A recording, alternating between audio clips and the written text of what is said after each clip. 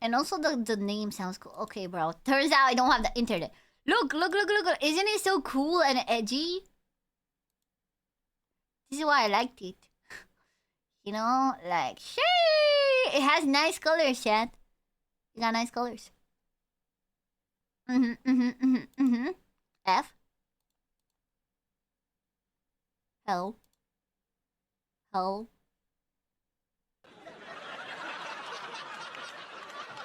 It was good in OBS. No F, okay. Fog. I can still hear it though. Stream is okay? Okay. But yeah, that's the lower. Okay, anyways. Broadcast and the screen is showing really? F for 2 seconds. The stream went black and fucked up for like a microsecond. I'm looking the PP. It's weird because I was googling Estonian flag and then I was lagging. It could be, it could be because I'm multi-streaming, Chad. It could be because I've never had this. But it could be because I'm multi-streaming. You know, that we had a little blip. Oh my god, guys, have 1,412 viewers. Oh my god, I am popping off. Anyway. Also, I was gonna ask, are we still in follower only mode? We're not, right? After the bot rate, right? Oh, because I think it was only for 10 minutes. It turned off, right? We are? Turn it off. We still are? I thought it was only for 10 minutes. Sure they aren't bots? They're not, actually. It's just that, you know. I don't know, it's been like 2 hours since the thing happened. You could have disabled it for a while. Like, you think the person who chat botted was still here? It means followers have followed for 10 minutes. Oh, yeah, no, next time, please be more careful with it. Like, after half an hour, turn it off. Because, I'm gonna be honest. I don't know, I personally hate when people have follower only mode. Like, if I go on someone's stream, I tap on someone's stream and it's follower only mode, I'm like, yeah, I'm out. I am not watching the stream, I am out. So probably a lot of people came by the stream and left forever because of it. So, it's good to have when, like, during the moment, but I like to turn it off as soon as possible, if possible. Same with verified 2, TBH. Yeah, like, nobody got time for that, man. Nobody gonna sit there and be like, boh. You know, even if I understand. Yeah, I think the valid reasons to use that, obviously, if you get, like, botted and stuff, but, like, after it's done, but, yeah. It's true, I never came back to PPC. But you're a follower, you wouldn't have even seen. I'm talking with this someone that's now following, and they tap on the stream, and they want to chat, and it says, like, to me at least. I don't know if I'm a bad person, but to me, when I tap on someone's stream and it says follower only mode, I say, get the fuck out of here. You know what I mean? I'm like, get the fuck out of here, man. You want me to follow to talk? Nah. And then I leave. Okay. I don't know if it's just me. I don't know if I'm just a bad person. I'm like, get the fuck out of here. So that's why I don't want to have it. And apparently I've had it on for like 2 hours now. So, Twitch ban or just tech issue? No. I got like a chat bot rate. But like, it's been like an hour and a bit. Twitch is fucking up? What the fuck? It feels like some people can see me, some people can't. Like, it feels like I'm able to chat with like half of the people, and with other people, no. The main reason I don't follow Asmon but watch his YouTube. It's follow me, I don't know. Yeah, I feel like some people have no problems, and like there's a split where half of us can see properly, and the other half are having the most demonic Twitch glitches. You're back? That's weird. A lot of people haven't even left. I had to fully reload for the stream to come back. My cheat keeps connecting, but stream is fine. I just got a notification in Discord that you started stream. What? Huh? I didn't even get like this whole time I was talking to chat as if nothing happened. Like, there were chatters here that I was talking to them the whole time without any interruption. There was no point where everyone, you know, on PC for me is normal, but on phone it's off. In my Twitch feed, your previous live ended. What? You never disconnected from me, but your online timer on Twitch reset. What? What is happening? What is going on? I didn't reset. Oh my god, it does show 5 minutes session. Huh? Huh?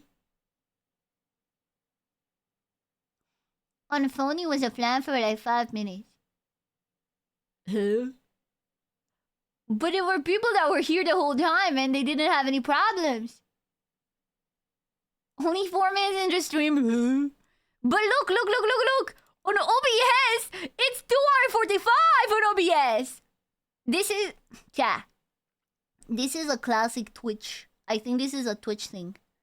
I think this is 100% a Twitch thing because, like, in OBS, I'm at 2 hours 45, chat. I think Twitch did a poopy.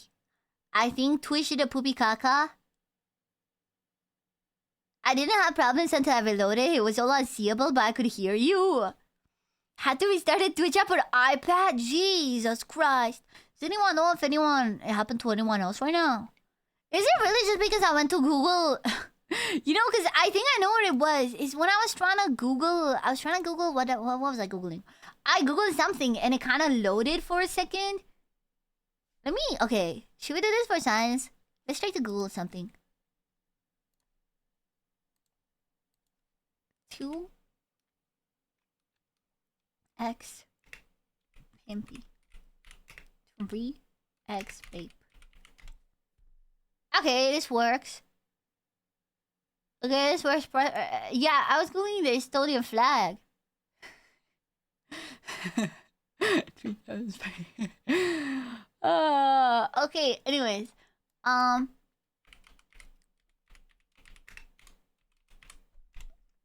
Yeah, I don't know.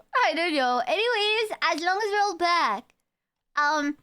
Everyone refresh if you have to. I don't know what happened, but you know, I guess it happens.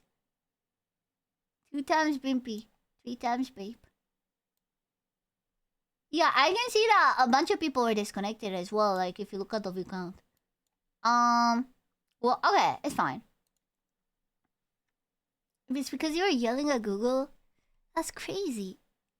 It might be because I'm multi-streaming. That was a weird glitch, you know? I've never had this. Like, I didn't disconnect as well at all. But... Anyways! Let's watch 7 minutes since I started stream. Let's watch why Romania and Russia hate each other. I'm Romanian and I never knew I was supposed to hate Russians. I'm gonna be honest. I know about the Hungarians, alright? I didn't know about the Russians. If you've been paying attention to world news these last few months, you might be aware of the controversy and chaos surrounding the Romanian presidential elections. Basically, there was this far-right nutcase called Călin Georgescu that won the first round of elections back in November out of nowhere. Then the national authorities cancelled that round due to foul play and election fraud. You know what's funny? I don't even know anything about this. I have been living in AK for a while. And I don't know genuinely anything that went down. So, honestly, this is, I guess, me catching up with the news, chat. Because I just, like, during the elections, I had people come in chat be like, oh, Pippin, what do you think about this? I'm like, I don't know, man. You're so much happier if that's the case? Yeah, I'm like, I'm in the UK. I don't know. From said nut job. The elections were then rescheduled in May, where his successor, George Simion, narrowly lost the election, and in doing so, lost me 50 lei as well. Fucking idiot. While chaos and turmoil naturally ensue, this never-ending election cycle also reintroduced the icier relations and complicated history between Romania and Russia back into the spotlight, due to both aforementioned candidates' anti-EU rhetorics, as well as Georgescu's pro-Russia and pro-Putin stances. These worries have been further exacerbated by waves of disinformation on Romanian social media, traced back to the Kremlin's network of fake news, as well as accusations of Russian meddling through hybrid or direct cyber attacks, which wouldn't be their first rodeo. Damn, the horse, Like though. most other Eastern Europeans, Romanians also have a historic, almost instinctive disdain towards Russia, caused by territorial disputes, battles for self-determination, and Yeah, broken was that real? Was that clip real? I only know that we hate them because of communism.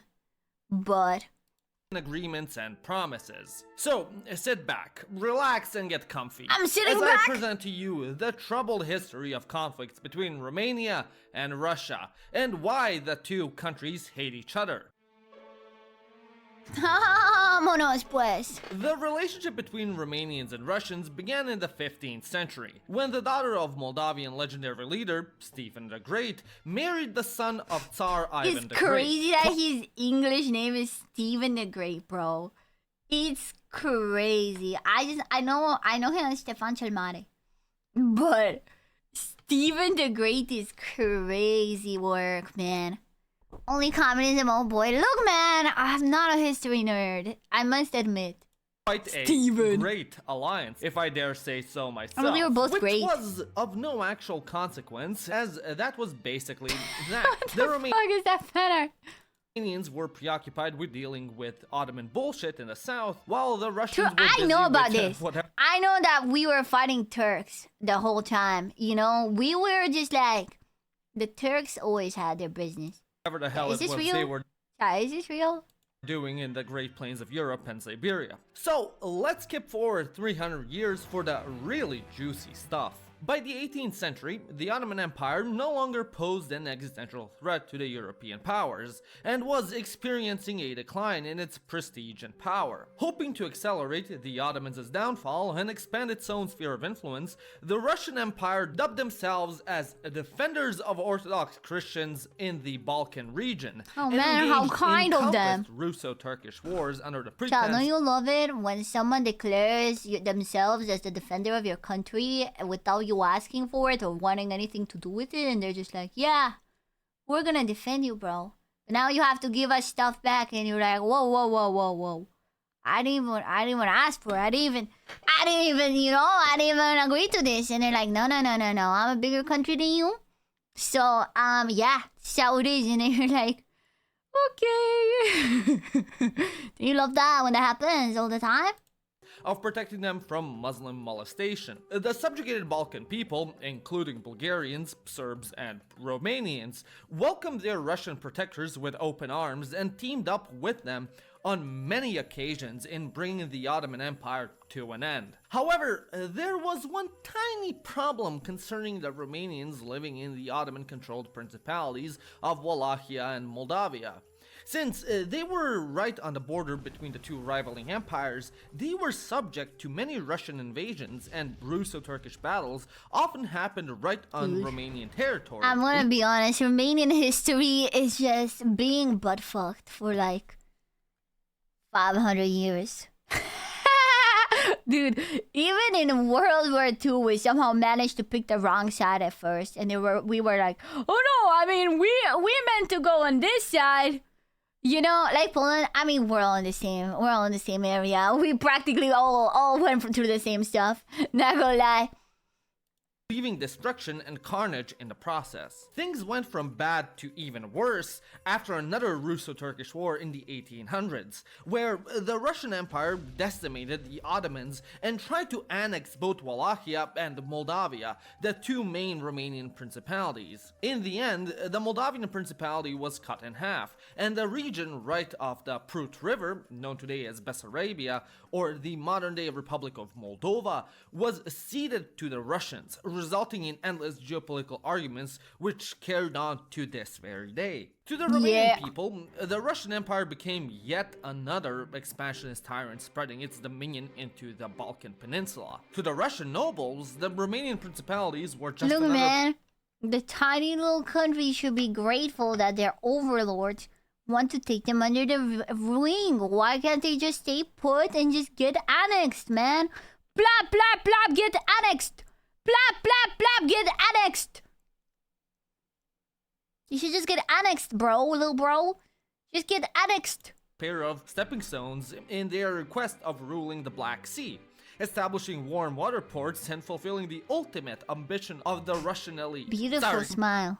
Grad, aka Constantinople, aka, well, Istanbul. Such was the case when, again, Russia organized another brief military campaign against the Ottomans, right through Wallachia and Moldavia. The Russians came out on top, and the Treaty of Adrianople allowed them to establish both Romanian principalities as protectorates, while still remaining under Ottoman control. Tactically. At first, this change in governance was widely welcomed by the Romanians. Look at them, they're so happy.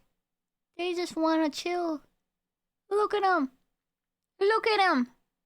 Because, hey, at least they were to be administered by fellow Orthodox Christians, so surely it wouldn't be that bad, right? Well, it didn't take too long for Romanians of all economic backgrounds to realize that, indeed, the Russians were by far more corrupt and oppressive. The urban elite were frustrated by Russia's opposition to reforms. The boyars believed that the Tsardom halted the principalities' economic growth, and the peasants suffered because they were peasants. And that's us. This is us. We're the peasants. Tag yourself.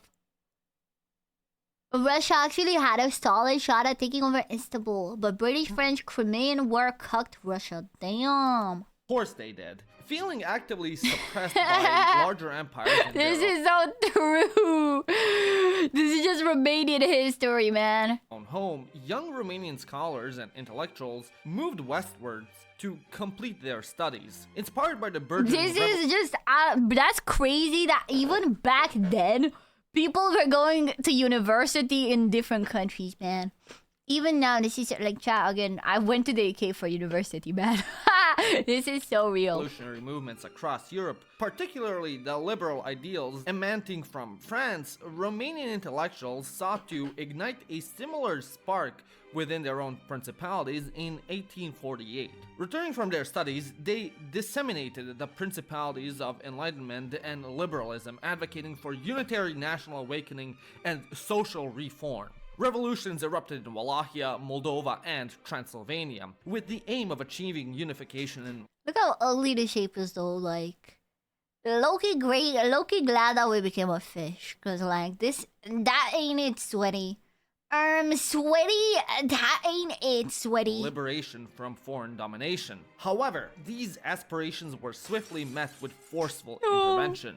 The Ottoman Empire, perceiving a threat to its regional influence, and the Russian Empire, wary of the spread of revolutionary sentiment, joined forces to fight their common enemy. That's crazy that they joined. We're like just a little guy.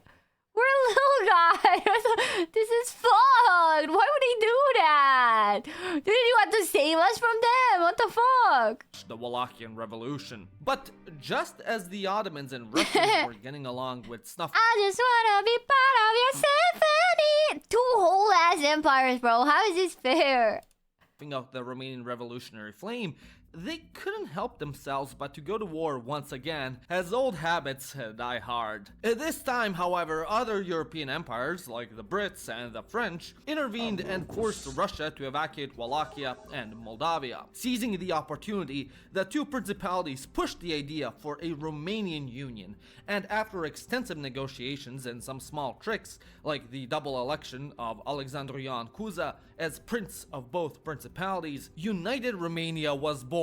Still under the Ottoman Empire's suzerainty. Don't worry, Romanians, you just gotta wait for the next inevitable Russo-Turkish war and you'll get your chance. And would you look at that, it happened again. On this occasion, the Romanians provided decisive military assistance during the siege of Plevna and helped the Russians kick out the Ottomans out of Bulgaria. In the end, Romania proclaimed its long-yearned independence from the Ottomans, but not without the Russians protesting this decision and threatening to occupy Bucharest. Thankfully...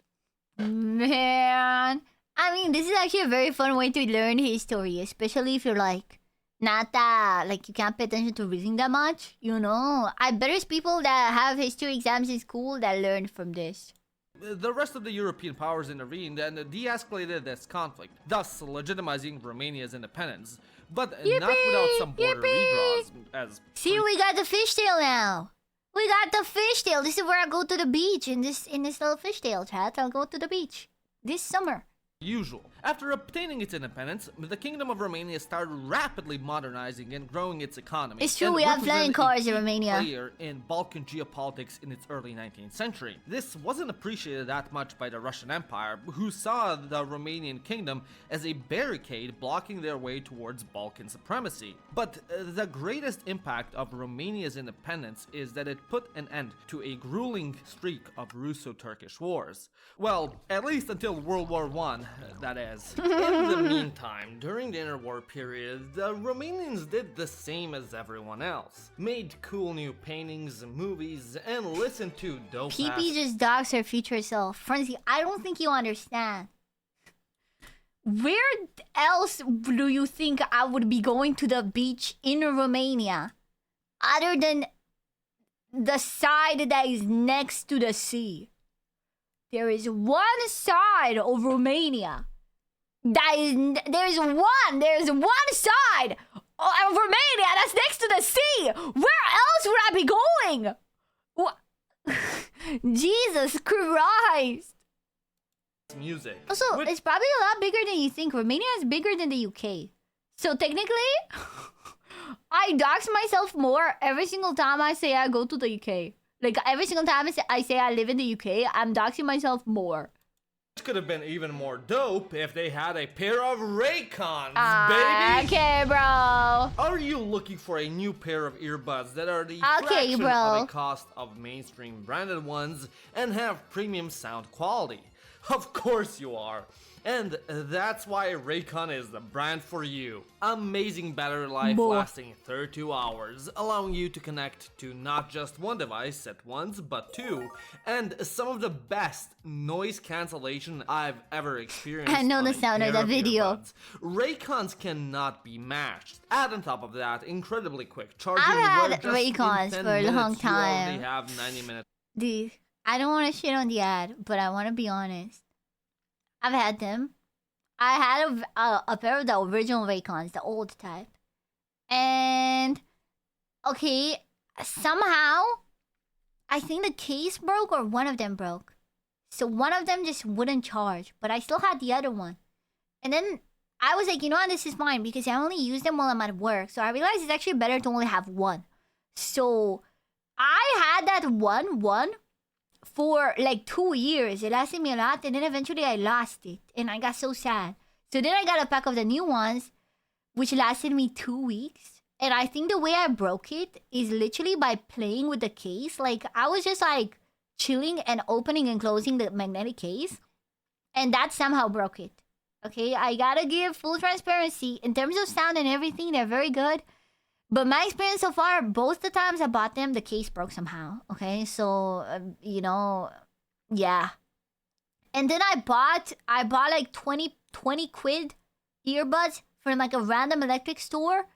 And that's what I use right now. And they work perfectly. But it's funny because I still only use one because I got used to only using one because of the Raycon that I had. In terms of sound quality, they're obviously worse. And there's no like noise cancellation mode, which was nice and all that. But I don't really need all that, you know? Of battery life, whilst also supporting Somehow. wireless charging. Yeah, okay. Do you know, like, okay, I don't think it's crazy to say somehow, because all I did is open and close the case. Okay? ADHD confirmed, had same problem 4 or 5 times. I feel like I should be able to open and close a case without it breaking, okay? You know what I mean? As well, and they're even weatherproof and sweat resistant. But they do have nice sound, and they stay in nice. Love the protective case. And they're like sleek and stuff. It's just not just because it looks cool as hell, I but broke mine because twice. it makes me the ultimate ladies magnet. I take them everywhere. Bars, gyms, unsuccessful dates, your mom's house, you name it, I've been there with them. I genuinely can't recommend them enough, as I thoroughly enjoy using them, and you can too, as their quality easily rivals that of other big name premium earbuds. And they're half the price. And right now, Raycon is running a sale where with my link in the description, buyraycon.com/ironically, you get a 15% discount. So don't waste any time and go and click the link in the description and get a pair today. The The treasury outbreak of the First debacle. World War I have no idea about this actually. caught the Kingdom of Romania quite unprepared, hesitant to pick a side and opting for a neutral position before making a final decision. The Romanian government understood that neutrality would only hurt the country long term, sparking heated debates between national liberals and conservatives over who to ally with, what territories were more important and more realistic to gain, who offered a better deal, and who represented a far worse existential threat. To most Romanian politicians, Russia still viewed them as just another stepping stone towards conquering Tsarograd and turning the Black Sea into a Russian lake, and teaming up with them would represent a complete betrayal of the Romanian nation. Meanwhile, Russians themselves weren't sold on Romania joining their side, since it would have extended the front beyond their capabilities. After carefully weighing their options, Romania fully allied with the Entente in 1916 and teamed up with the Russian army on the Yeah, east at least on the First World War we were on the... I mean on the second too, but like it took us a while. It took us a while to figure it out. front, setting aside their differences just this once. Unfortunately, despite starting off on the right foot, the Romanian World War I campaign turned disastrous very quickly, following the arrival of German reinforcements as well as the crushing defeat against Bulgaria at the Battle of Turtucaia. With Bucharest soon falling to the Central Powers, the Romanian capital, king, government, and parliament were all relocated to Iași, the second largest and second most important city of the kingdom. Transported from Bucharest was also the Romanian National Bank's treasury. The national gold reserves were immediately rounded up and shipped away from the capital, alongside historical documents and archives, ancient coins and artifacts from museums, works of art, and religious relics. Simply put, anything of significant value had to go. After Bucharest was occupied by the Central Powers, I think there's a museum, like the Treasury Museum, and I think I've actually been to it. it was clear that Romania's treasury was increasingly more vulnerable, so the Romanian government scrambled to find ways to protect it from advancing Mr. Germans. Beast. Russia's ambassador, General Mosolov, insistently persuaded and negotiated with Romanian officials to send the country's gold reserves to Russia. Doing what Yes, just give us your gold. We'll keep it safe, man. Yeah, just send it to us, and we'll just have it. You know, we'll put it safe, and then give it back, of course. Yeah, of course. whatever it took to ensure the treasure's safekeeping and integrity. Romanian politicians refused his request. Yeah, no, Romanians know the trick. Okay, since we steal so much, we know all the tricks. We're like, yeah, no, oh, nice try, man. At first and tried to look for other measures to secure the treasury. But since it was too risky and dangerous to transfer it to other allies, they had no choice but to entrust the Russian Empire with its security. For the time being, at least. Many treaties, commitments, and protocols were signed in order to guarantee the integrity of the treasury contents during the transportation and depositing process into the Kremlin, as well as its regular inventory and complete return of the Romanian bag. Gremlin? I thought that was a type of VTuber.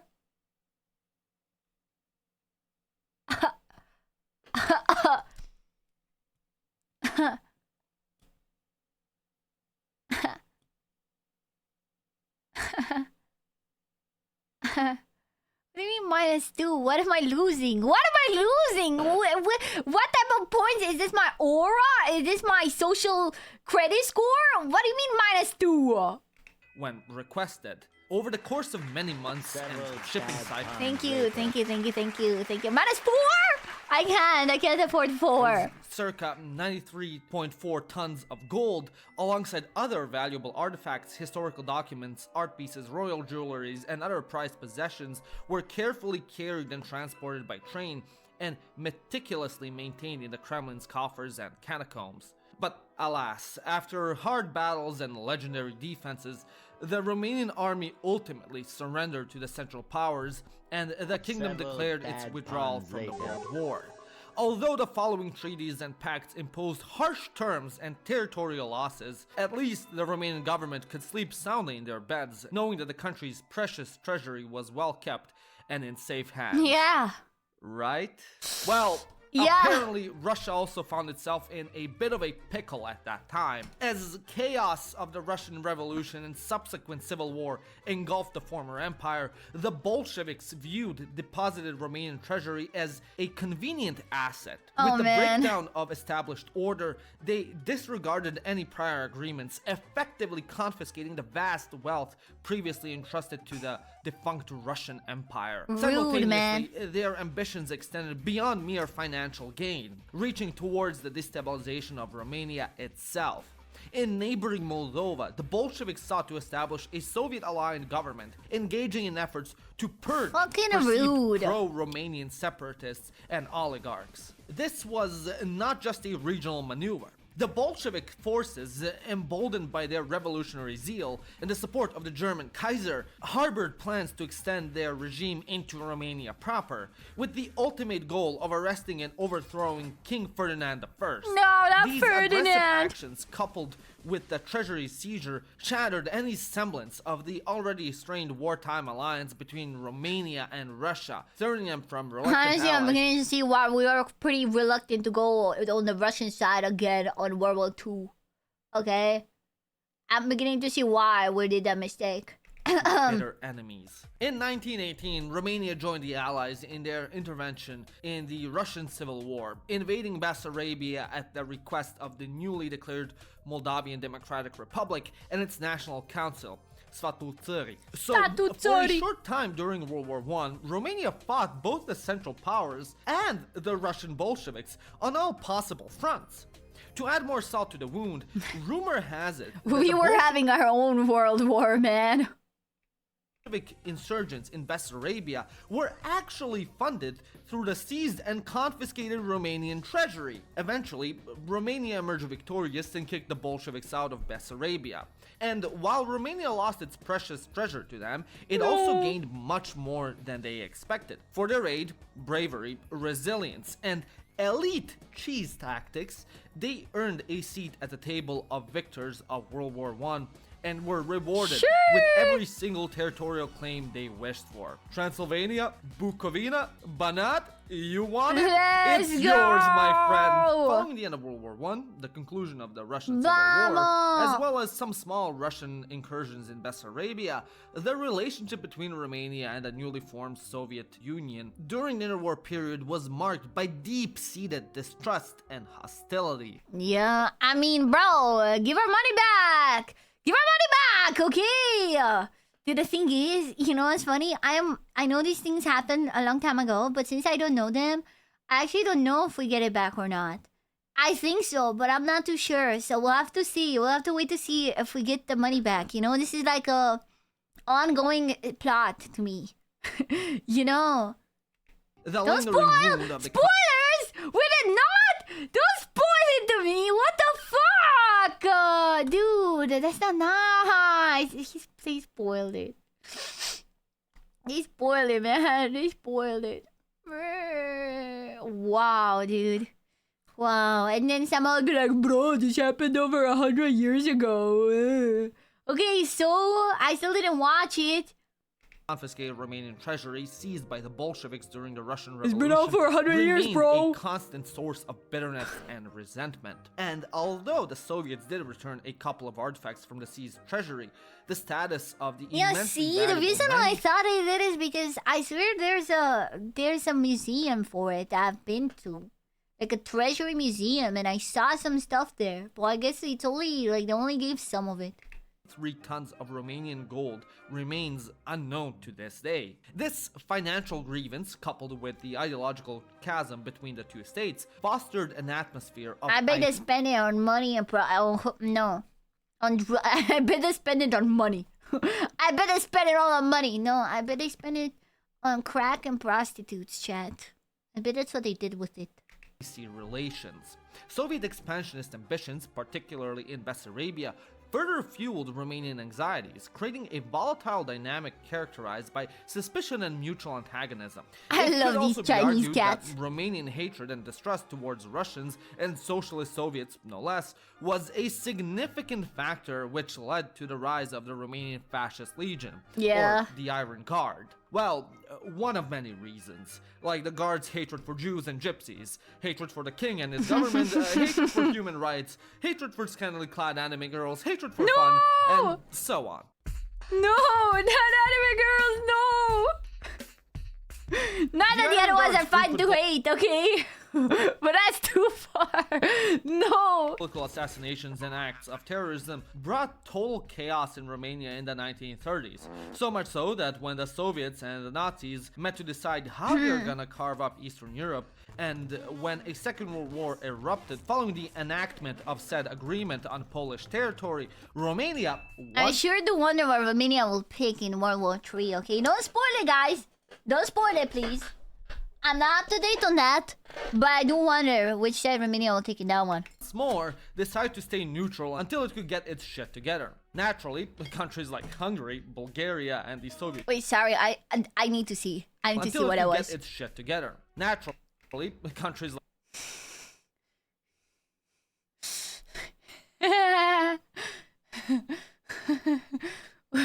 What a beautiful image, man. Just a crying anime girl. Didn't start the war, still lost 70% of territory. No! No! like Hungary, Bulgaria, and the Soviet Union exploited Romania's neutrality and lack of support to invade it and take chunks of its land. No! This created the Did you see that? Hungary put their fucking cock in us. What the? Bro! Take it out! Take it out!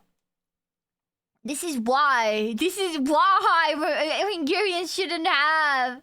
This is why Hungarians shouldn't have Transylvania. Oh my god. I didn't know it looked like that. Dude. land. This created the perfect storm for General Ion Antonescu to gain absolute power over the country, joining the Axis and the German Reich in attacking and invading the Soviet Union. In fact, joining the attack is quite the understatement, as Romania's rich oil supplies and massive amounts of troops and military Americans, it's not, our supplies are not that rich. I mean, I would even call them poor oil supplies. Like, you know, like, actually, we don't have any oil. Like, what is oil? What? No, I don't even know what it is. Like, guys, I don't even know what to say oil in Romanian because we don't have any. Okay, okay, Americans. Yeah, no, we don't have any of that. I don't know what it is, but we don't have it. military equipment made it Germany's most valuable ally during the Soviet invasion. Antonescu effectively galvanized Romania's hatred for the Russians. We do have hot bitches with thick asses, though. We do have that. But, you know.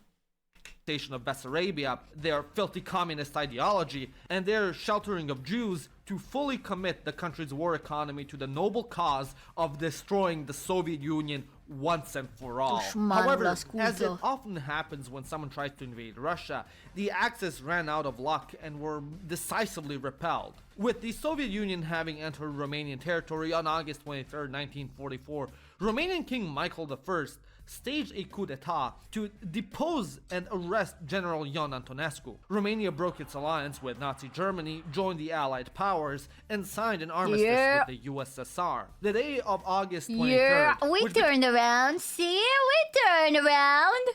Yeah. It still bit us in the ass a bit, but like... You know. Became the National Day of the Romanian Socialist Republic, remains controversial and strongly debated to this day. If I speak, I am in big trouble. Primarily due to differing interpretations of the coup's motivations and the subsequent Soviet occupation, which led to decades of What was communist that? rule. During the Cold War, Romania was turned yet again into a Russian vassal state. And the Soviet stranglehold over Romania left plenty of fresh scars which cannot be healed so easily. For starters, the northern Bukovina, Herza, and Bujak regions were ceded to the Ukrainian SSR, and Bessarabia was merged with Transnistria to become the Moldovan SSR. In this new Soviet republic, Romanians and Moldavians were subjugated and subjected to ample Sovietization campaigns meant to give them a distinct Moldovan national identity, culture, and language. and alienate them from their Romanian brothers beyond the Prut River. Away from the territories ruled by the USSR, the Soviet occupation of Romania from 1944 to 1958 was a period of profound transformation and hardship, marked by a pervasive military presence and significant economic exploitation. The initial armistice agreement in 1944, followed by the 1947 official. It's crazy because I'm pretty sure I had to learn all of this stuff. For like, it's fun. It's funny because I'm pretty sure my final exams, like, you know, the one that takes you to university, we call it the buck. I'm pretty sure I got like a 960 on history. So I certainly knew all this shit back in the day. I just don't remember anything. You know, I'm like, oh. I think I just memorized the words without like thinking about it. Peace treaty solidified the Soviet Union's Oh, right God, to man. maintain an unconditional military presence in Romania, which at its peak involved approximately 1 million Soviet troops stationed within the country. This massive military presence exerted a considerable influence on every facet of Romanian life, from political decisions to daily Yeah, see interactions. about this I know. That's why when I started the video, I was like, why do Romania and Russia hate each other? Probably because of that one communism period we had. Economically, Romania was subjected to systematic exploitation. The establishment of Sovrams, which were joint Soviet-Romanian companies, became a primary vehicle for this. These companies, which controlled key sectors of the Romanian economy, funneled a disproportionate amount of Romania's resources to the Soviet Union. Statistics indicate that around 90% of Romania's exports were directed towards... Damn, oh my god. they were like siphoning us for sure. Like, you know that one meme of the guy that's being sucked completely dry? That was the US. If you know, you know. That was them to us. PP regurgitated info to get by and then proceeded to dump all the knowledge. Yeah, no, really, I just, you know. Chad, do you ever think about the fact that if you were an adult in school, you would have been so much more capable to learn things properly and also be interested by them? Because now looking back, thinking about learning some history actually doesn't sound half bad. I'm like, okay, that's interesting. But when I was in school, I was like, oh, I don't care. Or like learning languages. I took 8 years of French. I didn't learn anything. And now as an adult, I've been learning Spanish for like 5 months and I can understand and speak. Just because I really want to and my brain is developed. It's crazy. I feel like school should be when you're older. But also, not 8, not 80. I'm not an 84-year-old woman. Interest is sure, but memory is an issue. I think if you're interested in something, you can learn it a lot easier. The USSR, while approximately 50% of its imports originated from there. This imbalance, combined with excessive payment and export demands, contributed significantly to the severe hunger experienced in Romania during 1946 to 1947, triggered by drought and exacerbated by Soviet requisitioning and the Romanian Communist government's total disinterest for the well-being of its people. The hunger led to widespread starvation and an estimated death toll of over 100,000 people in the region of Moldova alone. This period was marked by acute food shortages, rampant disease. Acute? They were cute fuck. Okay, I messed up the joke. Fuck, okay, whatever. Okay. And desperate struggle for survival in both rural and urban areas alike. Furthermore, the confiscation of goods, factories, transport infrastructure, and other assets severely impoverished the Romanian economy, hindering its post-war recovery. There's a classic Romanian saying, "Davai chas, davai palton," which perfectly... What? Okay, that's not Romanian. Okay, chas and palton are right, but like, I've never heard that. Is this like, this is probably like ye old Romanian. Cause to me, this is not words. You know what I mean? Davai chas? As in like, it's Russian. It's Russian Romanian. That's a PTSD poem for our grandparents. Oh my god, I'm gonna call my grandma and say Davai chas, Davai palton. Encapsulates and satirizes the extent of Russian post-war looting, with Soviet officers routinely stopping Romanian citizens and confiscating their personal goods, such as watches and coke. Bunicul, nepotul. Fucking TV, fat TV, skinny TV. Davai chas, Davai palton. Dar ceasul e smart, n-ai ce să faci cu el fără telefon. Tava și telefon. Okay, he's asking, okay, give the clock, give the shirt. He's like, but I have a smartwatch. You can't use it without my phone. And then he's like, give the phone as well then. The human cost of the occupation was also substantial, even if we exclude the aforementioned famine. The expulsion of the German Saxon minority, in direct violation of the Geneva Convention, was a particularly... I mean, I just realized my grandma watches my videos, shout out by the way. I don't even have to do that. She'll just see it. She'll just see it when it comes out, and then she'll be like, oh, PP, I saw that. And I'll be like, yeah. Yeah. Egregious act. Additionally, widespread reports of theft, rape, abuse, assault, and other heinous crimes committed by Soviets. Ca o panteră și doar un gând era în mintea mea. Dacă nu te găsesc în leagăn, până ieși din pivniță, te găsesc ori furată, ori înnăbușită. Damn. Okay. So it's like a panther. There was only one thought in my mind.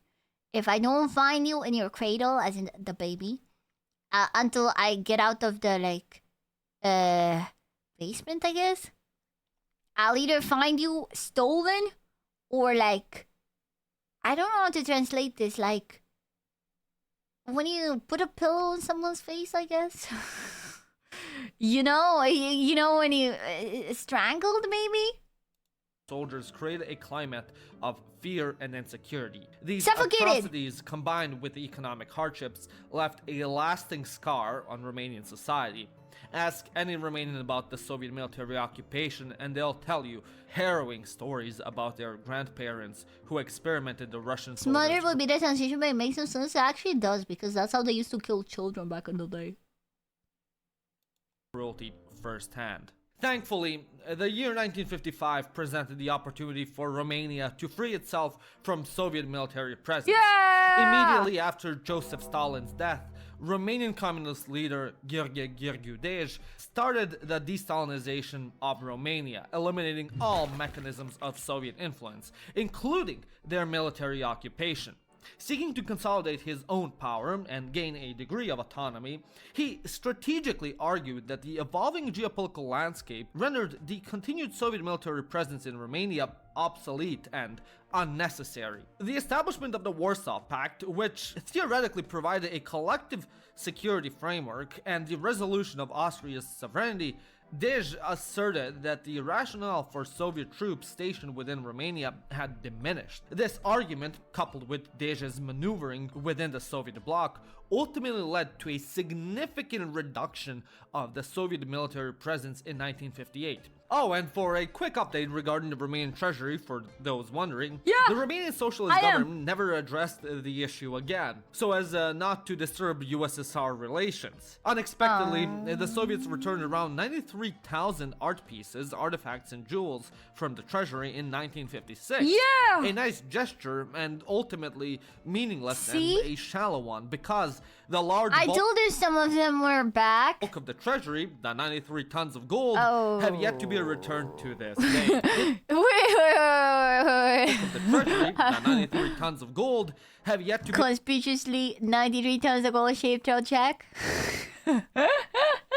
Nah, I'm telling you, they spend it all on cocaine and hookers, man. returned to this day. In the 1960s, Dej sought to secure a more neutral position for communist Romania, successfully de-Stalinizing the Socialist Republic from the Soviet Union and laying the building blocks for National Socialism. No, not the one brain-dead idiots on Twitter claim the German Nazi Party stood for, actual National Socialism.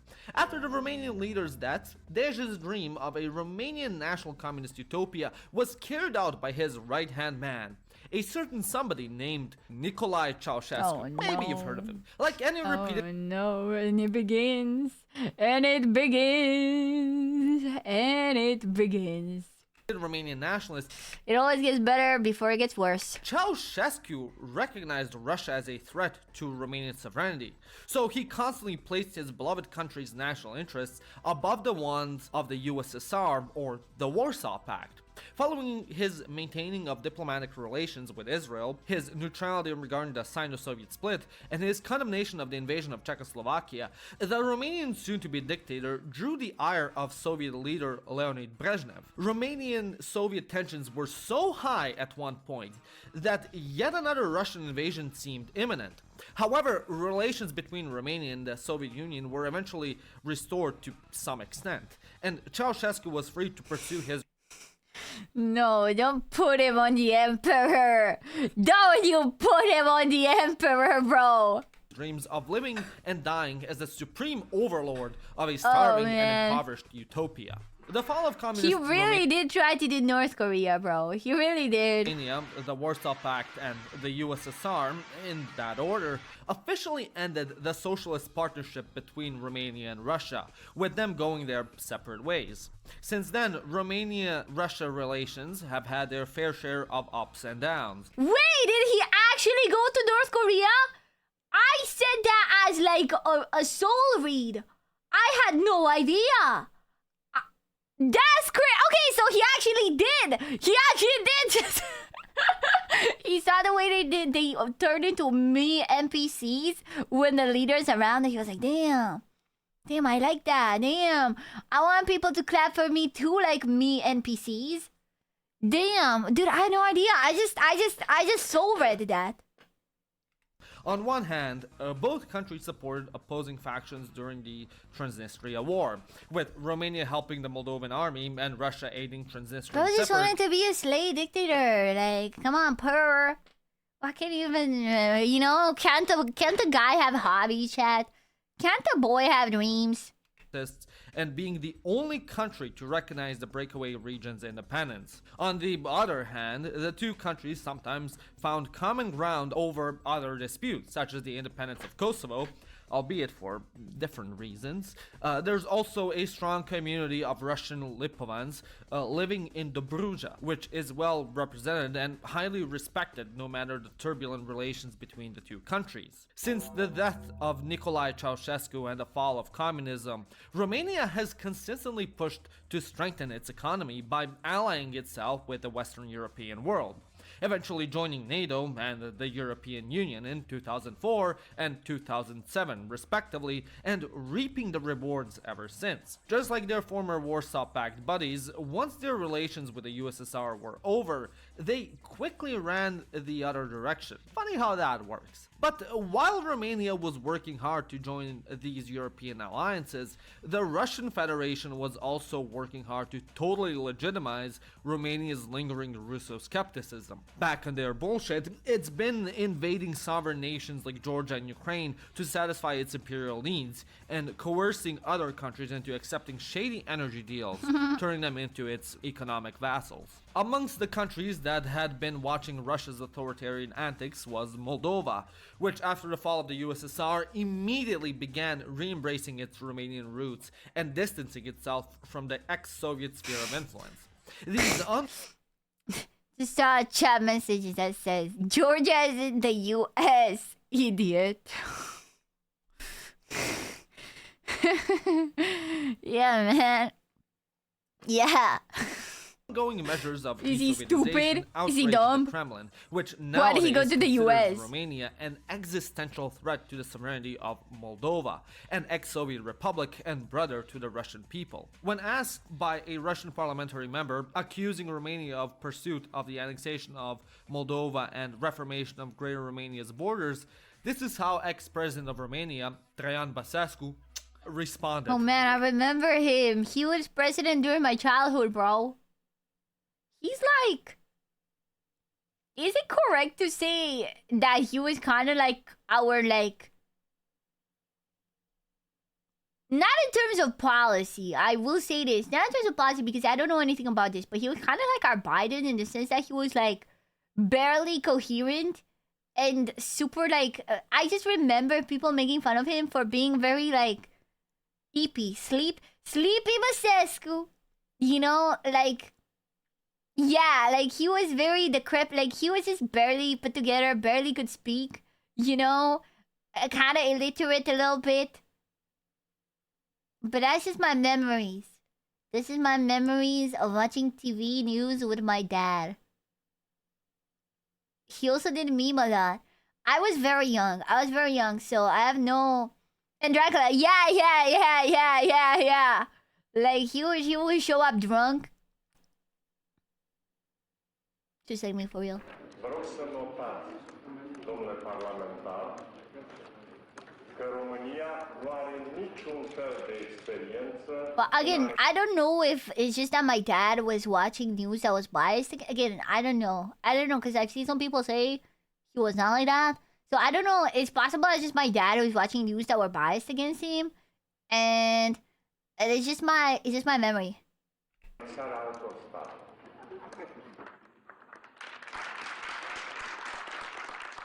But going from one Romanian neighbor to the next, recently Russia's war with Ukraine has also played a huge role in bolstering Russophobia in Romania. However, Romania-Ukraine relations have also had their ups and downs, with heated arguments sparking up regarding issues such as Snake Island and the mistreatment of Romanian minorities in historically Romanian regions now under Ukrainian control. The Kremlin's propaganda machines have tried to promote Ukrainophobia and to convince Romania to stop sending aid to Ukraine and regain their lost territories instead, which were absolutely not annexed by Russians beforehand. Also, I find it hilarious that Russia is trying to convince Romania to get their lost territories from Ukraine, but won't allow them to get anywhere close to Moldova. Ultimately, this plan also failed, and Romanian and Ukrainian officials have started the slow and steady process of repairing their relations and strengthening bilateral trades and agreements. But now, let's go back full circle and talk about the Romanian presidential election.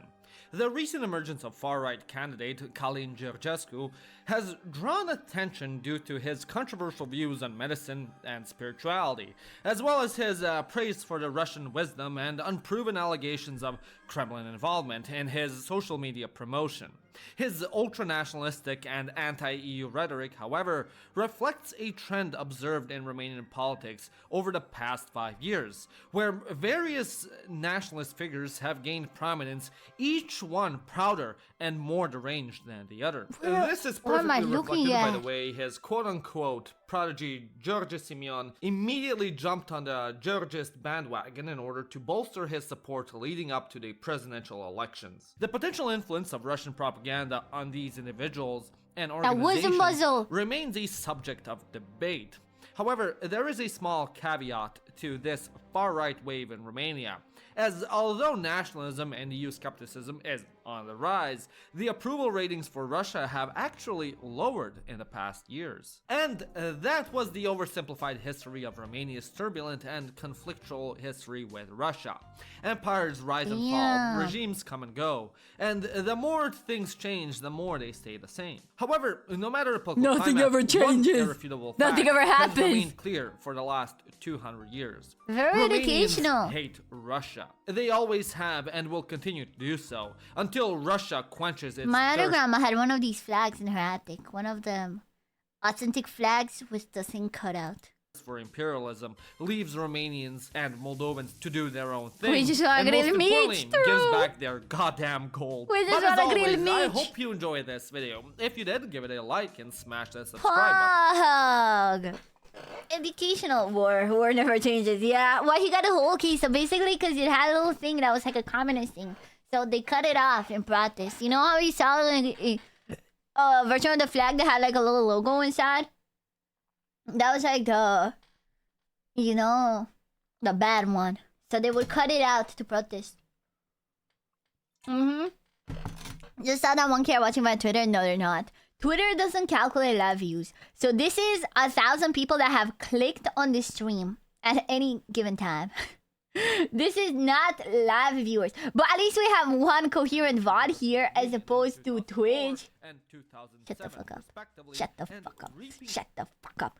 Where, you know, on Twitch, the VOD died. PP, are you a communist? Yes, guys. You have caught me. I am a communist, okay? I want you guys to bring your hands together and socialize and share all your money with me, okay? You know? Yeah, chat. The true communism is all of you spending your money on me because I am the sharing is caring, chat. Sharing is caring, and I am the sharing that you should do. Yeah. Do you share my theft? Okay, you know what? Actually, maybe not. You know what? Yeah. Let's all on Twitch together. Ha ha ha. Ha ha ha. Also, yeah, let's not talk about politics because it's hard to tell if people are joking or not. I assume you're joking, but like, I mean, I'm joking. But I don't know if you're joking. Anyways, moving on. Let's watch some fun videos. Going to the hospital right now with Americans and just seeing out my dad for the but no, please anything but that. Yo, Frida, thank you for the sub. Also, chat, what the fuck is a credit card? I realized I don't know what credit cards is because for the longest time I thought I had a credit card and I thought just a regular card is a credit card, but turns out it's not. Turns out it's like, I'm not sure. You have a debit card. I think so. Like, I have a card where I put money in it, and then that's the money I have, and then I take money out, and I take money out of the money that I have, and that's it. It uses debit card. Debit card is you put your own money. Yeah, what is a credit card then? If it pulls from your banking account, then it's a debit card. Yeah, I thought that's all. Credit cards are a thing in America. They use mostly using debit. Yeah. That makes sense. But like, I never knew, because we just call them credit cards. But like, chat, recently, I've been getting videos that are recommended from this channel, which is like, it's a guy that's going through people's finances, okay? Like, he's talking to Americans, and a lot of them just have a shit ton of credit card debt. Because apparently, let me explain what I think it is, and then you can tell me what it is. A credit card is like a card where you can spend as much money as possible and then it just becomes your debt with a huge interest and then you have to pay it back. And then, isn't that fucked up? You know, not as much, they give you a limit pretty much, that's actually it. It's so weird to me. As a concept. Because I guess I'm too European. No, because I remember I was talking to, like, I think one of my American mods, and he was like, do you have a good credit score? And I'm like, what is a credit score? Like, child, please don't move so fast. Let them move! Don't you dare! Let them move. I like it when they move it. It's borrow money and you pay it off. Why would you ever do that? Because, like, you know, it feels like a recipe to just become in a lot of debt.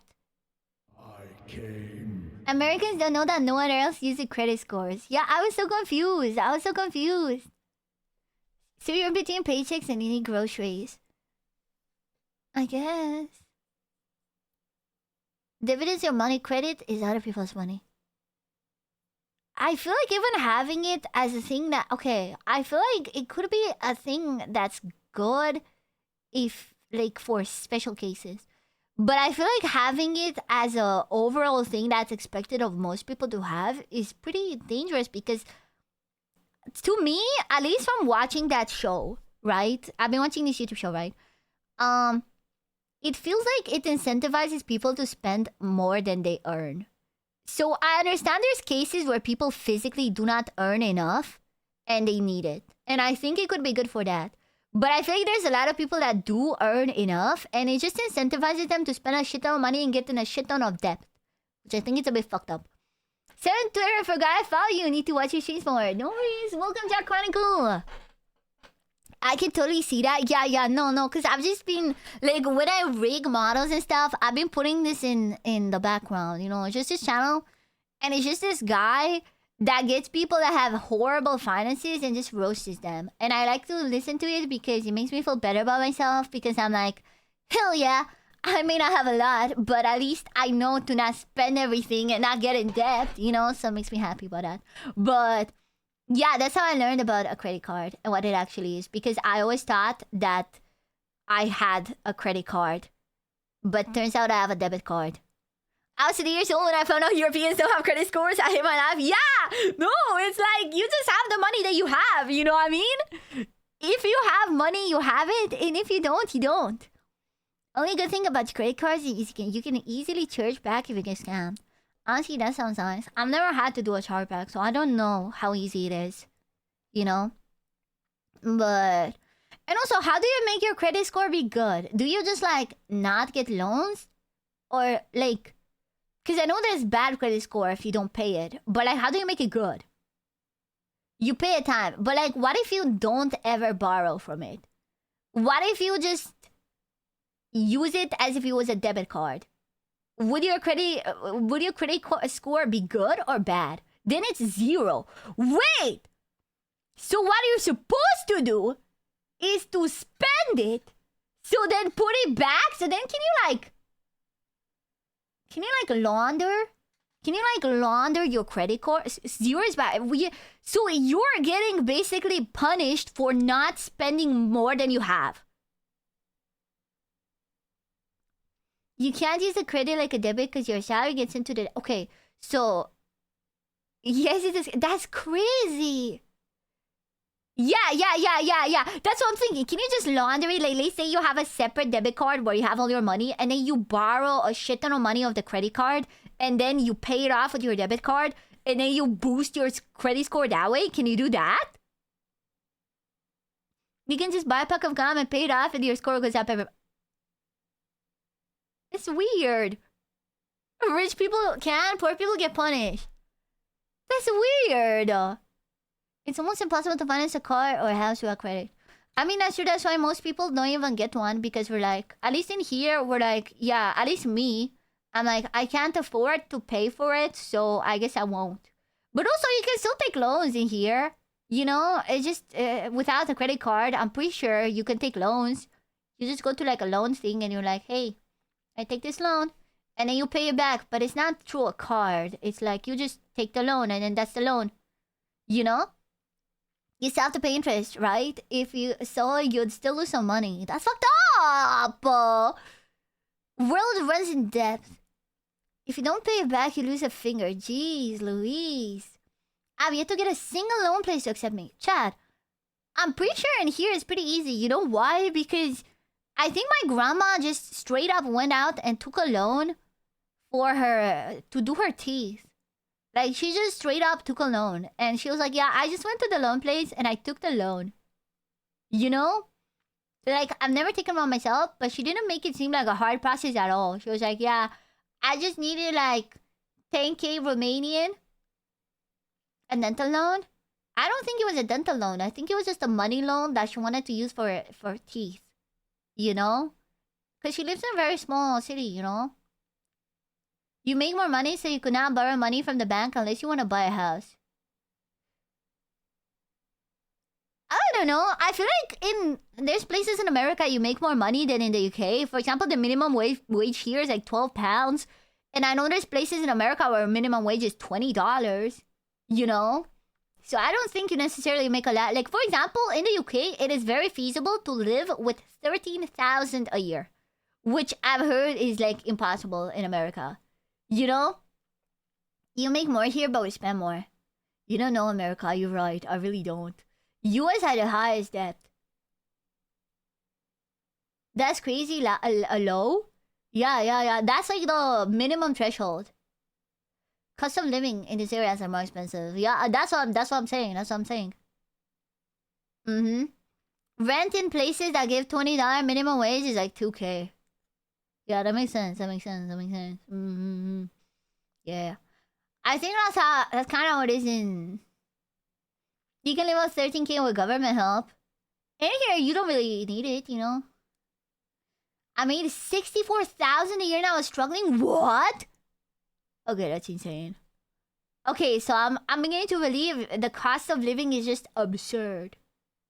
You guys have way better consumer protections. You also fucked up. I'm learning so much. You know, I like to talk about stuff like this because I'm genuinely clueless. In places like LA or New York, even $20 is low. Damn, jeez, Louise. Jeez, Louise. I make 120 plus a year? You see, to me, that's an insane amount. Like, to me, you're a bajillionaire. But I understand now that in America, that's like normal. But to me, you're a bajillionaire. 120K, jeez. Before taxes? Why would you put it before taxes? In really expensive city. Cali, you get paid 2 times of what you make in Texas, but rent is like 600, 700, and their rent is like 1,500. Damn. Damn. Net take home was 50,000. Boh. I'd rather travel to Spain with a working visa than living in Germany or America. I lived in Indiana, had rent for $350 a month. $350? I live in Seattle now, and rent was 1,900. 1,900? Damn. 3K for a studio, boh. Yeah, I know. I've heard about New York being super expensive. You know, like, here's my $5 billion New York apartment, and it's a shoe closet. But, yeah. I mean, London is a bit like that, you know? Yeah. I pay 1,400. I mean, actually, let me tell you how much I pay for a studio in the UK. Let me do the conversion. A studio room in the UK.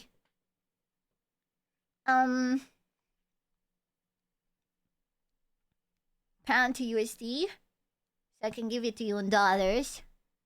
Because I think it's honestly not that low. Like, I feel like you guys would expect it to be lower. Okay.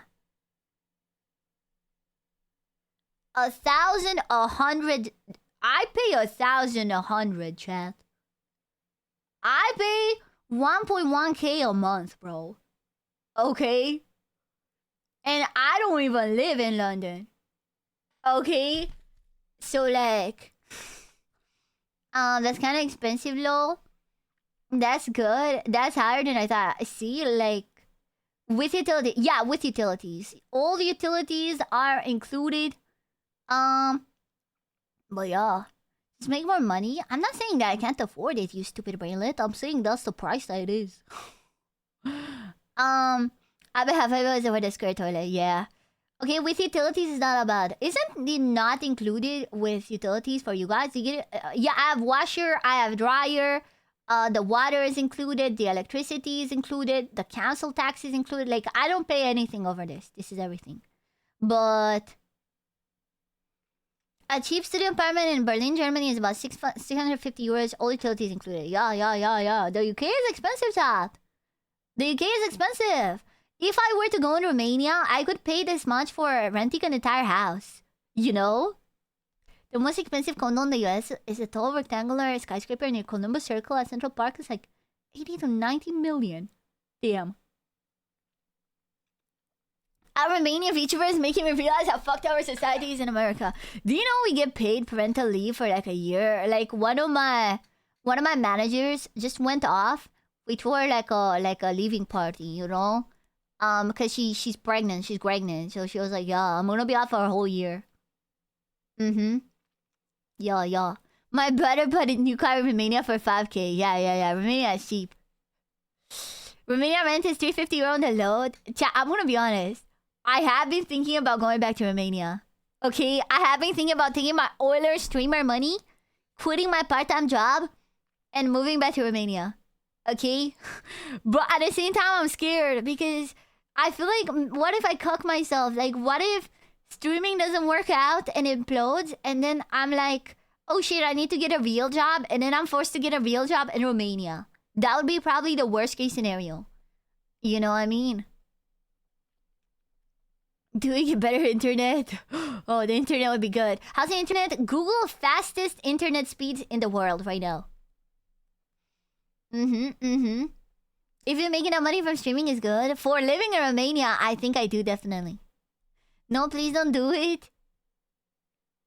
Chat, I'm gonna be honest. I'm just kinda insanely lonely, chat. Chat, I'm gonna be insanely honest. It's just that I don't have anyone in here in real life. Like, I have no family in here, no friends in here.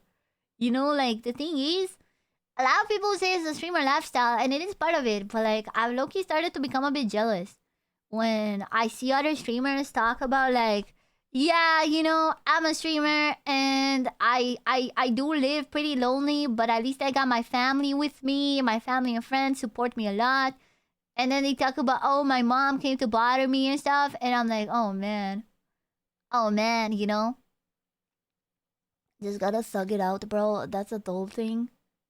I don't think that is a good mindset. I think that's called depression.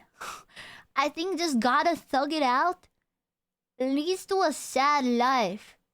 Because, like, you only live once, and if you just thug it out your whole life, what do you have to look back on? Thugging it out being sad? You know? Moving on PVC stair if you feel hate. Nah. Nah, I'd rather be alone. Nah, I'd rather be alone for real. Nah. I'd rather be alone. I'd rather be alone. Lonely or just alone, there is a difference. I used to just be alone. But lately I got lonely. I think it's just been too much time. Yeah, I'm gonna be honest. I am a very self-sufficient person. And I've lived here alone for the past 5 years. And for the past 5 years, I've not really felt this until I don't know what changed this year. I really don't know what changed this year. I think it's just been too much time. But it just happened. Like, I wish I could go back to my brain from 2 years ago. Chat, like, I remember 2 summers ago, I went on holiday and I was like, oh my god, I kind of want to go back so I can go back to grinding streaming. Like, I was so antisocial. I went to holiday to see my family and I was like, low-key, kind of wish to go back to the UK where I'm all alone and streaming. And I don't know what changed this year. But something did change, and now I'm like, damn, I kind of want to go back to Romania. You know what I mean? Yeah. Maybe I'll change your mind after a bitch trip. Yeah, I think that will be the pivotal point. I will go to Romania this year, and I will see how I feel about it, chat. I will see how I feel about it. That will be the pivotal point. Okay? I just don't have anyone. And the thing is, think about it. How do people meet people? At work. I work as a streamer. I'm never gonna meet people in real life. And that's just the truth. You know, I will just never meet people, ever. Maybe they can try to see her friends. Yeah, but she lives in Romania! The thing is, I don't need a lot of friends. I'm fine with having one. But... you know, just make friends. How? Where? but chat is. You have to understand it's not the same. Like, a lot of you guys watch streamers and you still say you're lonely. It would be very unfair for me to see you say you're lonely and be like, oh, but you watch me though. But you watch me. You know, you understand? It's a pretty selfish thing to say, you know? One is all you need, yeah. Yeah, meetups are similar interests. Oh my god, let me go to Autistics Anonymous. I'm always feeling lonely even when I'm with friends. You know, Brad's giving the best advice. Just my friends. Just get over it. Just do things. Why do you stay in your house locked up all day and rotting? Just do things. You know. I watch this Polish car channel on YouTube and they say because they live in Poland and they get paid a fraction of UK channels ad revenue.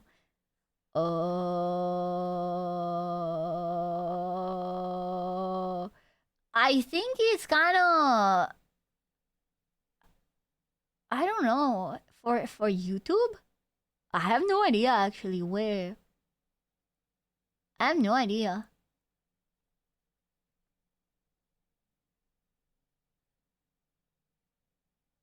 I don't know.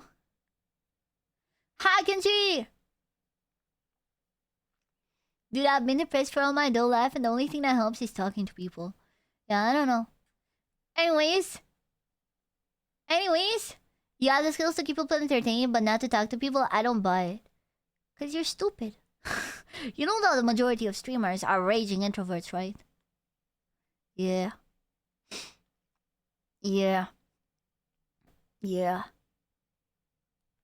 Well, anyways, so I feel like this is not a good thing to talk to Twitch chat about because people here not always have the the bandwidth to handle such conversations. Anyways, Eastern Europe. for 1,100 euros a month, you'd have a full house. I'm saying, like, I'm saying.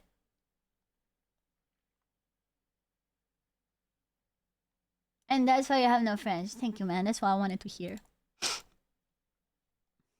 You were such a nice person, man.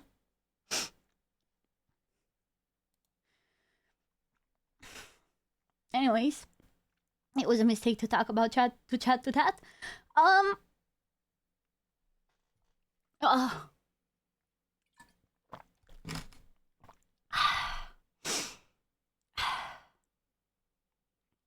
Anyways, you're a horrible person, and I hope you die in a car crash. I hope you know that.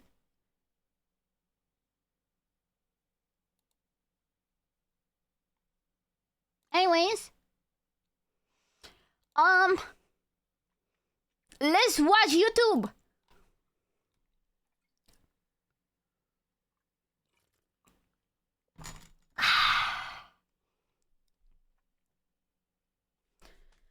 I'm gonna go piss. X.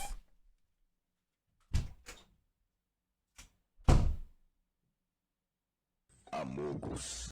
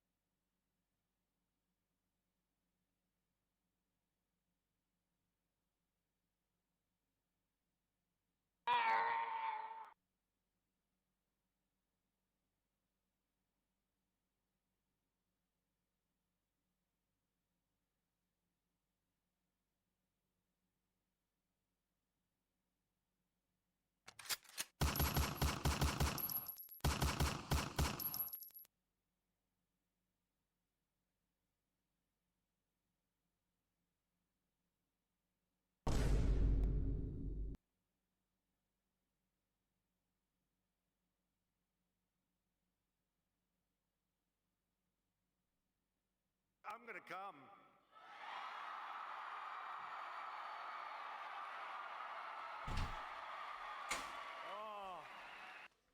Okay. I'm back.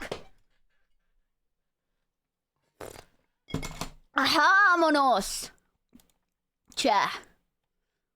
Are you ready for stretching? Chat. You know when the piss doesn't want to come out? You know when you're like trying to piss and like it almost doesn't come out? You know? Yeah. Yeah, I had to push for that one, man. I had to push for that one. Okay. So. Yeah, then it comes out twice. I know. I might have to go in another 5 minutes because it didn't really go, bro. You know, I don't want to piss him. Yeah! Yeah, I had that. Though, what the fuck? Okay, we have Markiplier. We have a gaming video from a channel that I haven't watched yet. You know? Like a garden hose, yeah. We might shake it a little. I wish I could. I wish I could, man. I hate when I have to piss in urinals. No, because genuinely, I still feel like I have to piss. I was able to piss all of it. Oh, yeah, this is another channel that was recommended to me a lot. The Salmonella Academy. I imagine not having a host. PBS, they can be. I do, man. I do. Do you know how much fun it would be to have a cock instead of whatever the hell I have? You know, like, you can, like, helicopter it. You can make it come. You can have it hard. You can have it soft. You know, it just feels like it would be a lot more fun than what I currently have. Is all I'm gonna say. Salmonella is very good. Then should we watch? Should we watch? I do love making it come. We do have it going on. Yeah, all I'm gonna say is whatever we have is boring. Okay, also you have balls as well. Like that's a 2-for-1. Why do you have cock and balls? Huh? Like, okay, imagine guys had cocks and girls had balls. I feel like that would at least be a bit fair. You know what I mean? Like that would be at least a little bit fair. Balls suck. Yeah, I guess, but balls are buttersome. I mean, to be fair, yeah, that would kind of be a short end of the stick, truth be told. Because balls like hurt, right? Like you can get hit in them. I would cry at yours. Thank you, man. Thank you. That's what I wanted to hear. Yeah. Balls are shaker. Yeah. At least you don't have to deal with testicular torsion, I guess. But like, I'll take testicular cord torsion every day. Over period pain, bro. Straight up. I sit on my balls sometimes when I sit to poop. Or blue balls? Damn. Okay, maybe it wouldn't be. Maybe it wouldn't be the best, chat. Maybe. Okay. Man, okay, what if both girls and guys had penises, but guys had balls and girls didn't have balls? Like, what if all girls were futannaris? So they had the hole under the cock, and guys had balls. Huh? Okay, you see? You see? You see now that? You see now that is, you know? Yeah, yeah, now you see that. Now that will be something, chat. Dad, but now a world I want to live in, chat. So girls are not in the pussy, yeah. So you know, yeah, you could sword fight with your girlfriend. You know, you could still fuck the regular way. You know, like a pee-pee and vagina. You could still do that, but you could also, instead of having to use a strap-on to peg your boyfriend, you could just fuck him. You know. Oh man, fuck! I'm actually fantasizing about the all futanari world, chat. That sounds fire. I know, right? I know, right? You know, like, it could still be normal for the people that, you know, that want it that way, but like, you know? And then lesbians could have a lot more fun. Think of the lesbians. Okay, imagine they both have cocks. You know? Damn. Fuck. I'm mad now. I'm missing out. I was not even being a Futa fan. It's just that I want to helicopter it too, bro. I want to helicopter it, man. Since when did you become a gooner? Always has been. No! This is not a gooning thing. This is not a gooning thing. This is society. This is about society. Not that fun. You just, okay, you've been living your whole life with it. You're just taking it for granted, bro. If I suddenly got body swapped, I would have so much fun, bro. You know, you don't understand. You don't get it. It's the same way, the way girls think titties are boring, because we've had them forever. I mean, not me, but I've heard some of them have. You know. What if the pee-pee's too small so you can't helicopter? That's rough, buddy. That's rough. Yeah, you got bored of it. If I got a vagina out of nowhere, I wouldn't leave the house for a week. Yeah, see, to me, I would tell you, I think they're kind of boring. And they look kind of weird. You know what I mean? So, to me, I don't get that. I'm like, yeah, whatever. Whatever, man. You sound like a what? I sound like a what? No. I don't talk on forums, okay? I just quietly in the background. I just lurk quietly in the background, okay? I don't engage in these. Are you flexible enough to suck yourself? I don't think so, Chad. I can't even touch my toes if I bend down. I am very inflexible. I would not be able to self-suck, bro. I would not. Okay, that would be one of the fun activities I would not be able to engage in. At least the boobs wouldn't be in the way. You know what I mean? Yeah. Maybe yours would be long enough. Maybe, honestly. I do have the energy for it, Chad. I do have the energy. It should be. That's quitter talk. Well, I'm sorry. Remove a rib and it's easy. I think my back is just not flexible. I think my scoliosis is too strong, so when I try to bend down, my back is sideways. You know? Boobs seem like a pain in the back.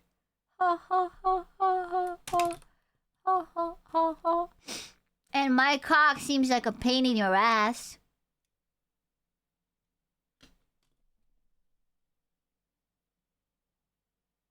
Scoliosis, y'all. I got scoliosis. Okay! Let's watch! See, if I had one, that would hit different, Chad. If all girls had cocks, that would hit different. But we don't. What the fuck? This is fucked. This is so sad. It's so sad. Dude. Okay. Anyways. Like scoliosis. Like y me subscribo. I'm pretty sure I have it combined with lordosis too. Like, I'm pretty sure I have lumbar lordosis and scoliosis. Yeah.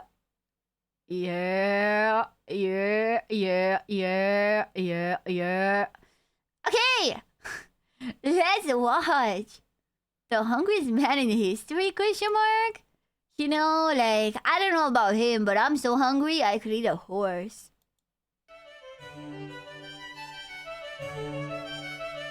Damn. Hey kids, I think we can all agree that there are few pastimes more grotesque than competitive eating. The concept of a bunch of guys pushing their I anatomy... do agree. It's like, it's giving medieval entertainment. You know, like a medieval lord watching people just eat and being like, ho, ho, ho, ho. You know what I mean? to its limits just for sport leaves a bad taste in my mouth in more ways than one. But imagine if these men didn't adopt this habit just for fun. Imagine if some gross biological error forced them to eat like this for their entire life. Introducing Tarare. Tarare... Wow. That head shape is crazy. Wow. Beautiful head shape, man. Epic. Tarare was born in France around 1772 to a poor farming family. It's said that his appetite was so voracious that, by his teens, Tarare could eat an entire quarter of a cow carcass in a single... Not a horse. Not a horse, though. Not a horse, man. What if brought like a tip? Okay, I didn't say it. You did. He's French? Okay. day. Bring You'd out think the he'd snails. be like mega obese, but no, he only weighed 100 pounds by age 17. What? However, there were still a few... Wait, how much is 100 pounds a kilogram? Because I think bro's lighter than me, bro. I think bro's lighter than... Dude, he definitely had what those professional eaters have that are like super skinny, you know?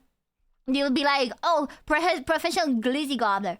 45? Okay, that's unfair, man.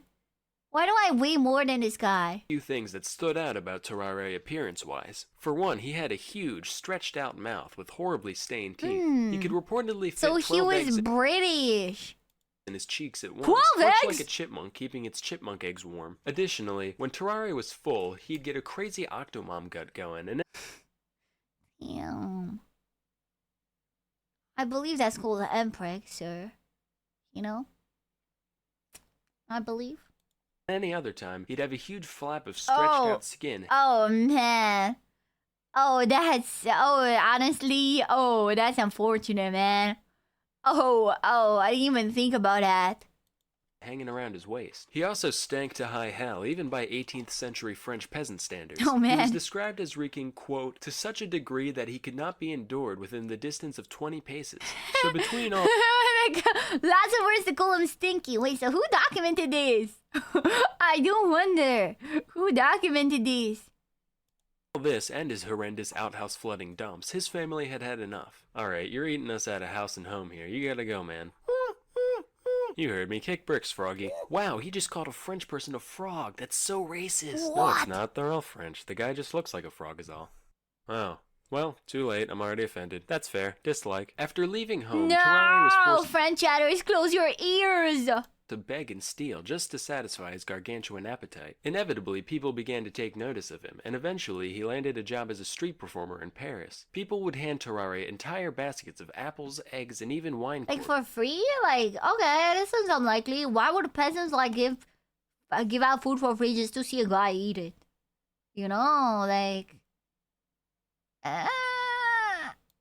And watch in delight as he horked him down without the slightest hesitation. Normally this went off without a hitch, except for one... Entertainment? Was he a Twitch streamer? Cause people give me money and all I do is sit here and yap. He was a Twitch streamer, but he was paid in food. They were like, yo, okay, this is my Twitch dono. Eat it up. Yo, that's crazy. And to think I was hating, man. Yo, they were using their Twitch Prime. By the way, if you guys didn't know this, if you have Amazon Prime, you get a free subscription every month. They can use your favorite streamer. Wink, wink. Just in case you didn't know. One time when he suffered a severe intestinal blockage. Fortunately, the crowd was kind enough to carry him to the hospital, where he was treated with the strongest laxatives the 18th century had to man. offer. I would draw what happened next, but it would probably get my channel deleted. No, please so don't. let's just picture it for a few moments. No, I don't want to. I'm good. I'm okay. Moving on. Cut to the year 1792. This marks the beginning of the War of the First Coalition. Ever heard of it? Me neither. Who was in No. it? Fucking everyone. Anyway, Terrari decided... Yo! Steve SCP! Thank you for the prime! Let's go. It works. to enlist in the war. After all, maybe that profound emptiness he was feeling was just a lack of purpose in life. Turns out, no, he really was just psychotically hungry. Even after being granted quadruple rations, Terrari would still be digging through the trash pile whenever he got the chance. After suffering extreme exhaustion, he was sent off to the military He was like hospital that and one guy from the stories, you know, in like fairy tales. We have the one that sees a lot, the one that drinks a lot, and the one that eats a lot. He was an eating guy from the stories. The staff there was so dumbfounded by the man's abilities that they decided to keep him there to run a few experiments. The first of which involved putting Terrari in a room with a meal prepared for 15 people. Naturally, he ate the entire thing and immediately fell asleep. Next, they presented him with a raw eel. In response, Terrari crushed the eel's skull between his teeth before slurping down the entire creature in one go. Now, this is Wow, the throat goat. clenchingly horrifying for a couple of reasons. Firstly, he put a whole frickin' eel in his stomach. Yeah, like the bones and everything, man. You know what I mean? But secondly, there had to be some point during digestion where the meat was gone but the bones still remained. Yeah. Now, for those of you who don't know, an eel skeleton looks like this. Oh, yeah. I mean, I guess at least those are small. And this... Oh, man. How's this man alive? That means Terrari had all of those needle-sized ribs stabbing into the walls of his stomach at once, and he was fine. He also ripped a live cat apart with his bare hands, drank its blood, and ate everything but its Kitty! How does he not die of salmonella? bones, and then later gagged up the fur and skin like an owl, but, you know, that's neither here nor there.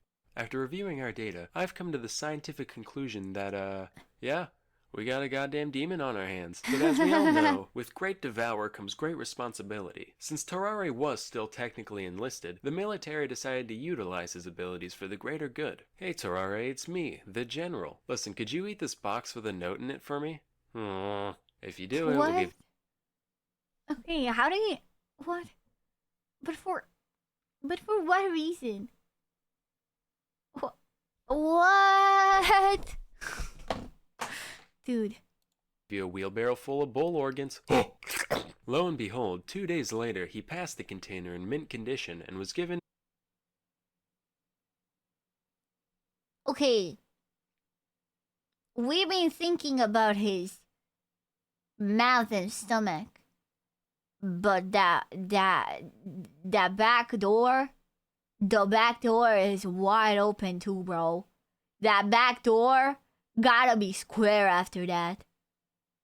His reward as promised. With this proof of concept, they made him an official spy and sent him into Prussia with a document in his belly to be delivered to an imprisoned French colonel. Unfortunately, there are a couple things Terrare couldn't do that are generally important when sneaking into another country. A, he couldn't speak German, and B, it's pretty hard to maintain a low profile when you're running around like a madman, wolfing down garbage and mutilating small I don't think this is the most inconspicuous spy you could have. animals. So he ended up being captured by the enemy. Initially, he kept his mouth shut, for once, but after a whipping and a day in jail, Terrare gave in. After confessing that he did, in fact, have vital intelligence snaking its way through his GI tract, the Prussians chained him to a latrine until the box emerged 30 hours later. The note wasn't actually anything. So wait, there's a Prussia and a Russia? Please clarify. Love of French. It is confusion. It is confusion because Prussia was like German. Important, so they just mock executed him, gave him a severe beating, and sent him on his way. After all that, Terrare returned to life What? at the hospital. Okay, that's very kind of them to just fake execute him and send him back. Desperate for a cure for his condition, but nothing they ever tried worked. Tobacco, opium, vinegar, juice cleanse. Tell him to just quit being a fat ass. Throat cork. Keep up and start business making IRL vor. Well, we'll see which one works, I guess. Meanwhile, the man's endless hunger continued to get him into all sorts of trouble. He'd often sneak out of the hospital to eat the scraps behind the local butcher and fight stray dogs in the alley for their precious That's garbage. crazy. He'd also seek out patients undergoing bloodletting in order to take all their life juice for himself. On several occasions,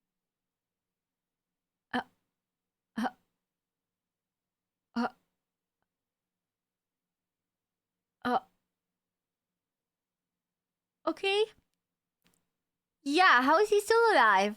he was even caught attempting to eat bodies in the mortuary. By this point in my research, I was so desensitized to this guy that I didn't even bat an eye when I first read that. I was just like, alright, I guess he must have been hungry. Yeah, anyway, he the was hungry. hospital staff begrudgingly tolerated Terrare's buffoonery. Me when I'm hungry and I see a suspiciously U-shaped meal.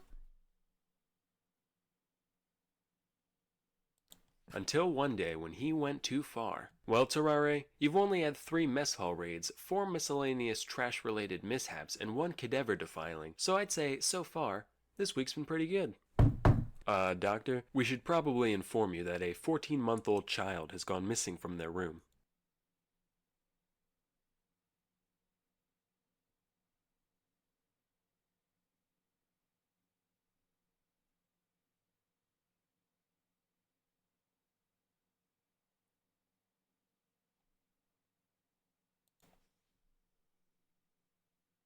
Terrare, look at me. Did you eat a fucking baby? Terrare was promptly kicked out of the hospital and spent 4 years He out was and about doing, hungry. Must have been hungry. That's crazy. shit you can imagine. When he came back, he was suffering from advanced tuberculosis and died shortly after arrival. Oh. During his autopsy, the surgeons found that when they looked into his mouth, they could see all the way down his throat and into his stomach cavity. As you can imagine, his whole abdominal region was profoundly deformed. Basically, if this is a normal human, this is what they found inside Terrare. Just like the man's baby mind, girl, we can the see shape of you is absurd. Yo, Anwick, thank you for the 5 subs. Thank you so much. Thank you. Wow, thank you, man. Yeah. Out of everything that could have killed him, it was tuberculosis. Yeah, I mean, probably eating all that shit didn't help the tuberculosis. Wait, isn't tuberculosis like in the lungs? that around 90% is devoted towards food and 10% towards everything else. Yeah, okay, yeah, that makes sense. He probably like killed his. He like. There was no lung space, chat. So, moral of the story here is that, no, you know what? Not even I can find anything resembling a moral here. Not all stories have a No, point I'm to them. not. Sometimes they're just sad and disgusting from beginning to end. Yeah, I guess. And now a word from our sponsor. As you can probably tell, Damn, sponsor at the end. Wow, this is beautiful.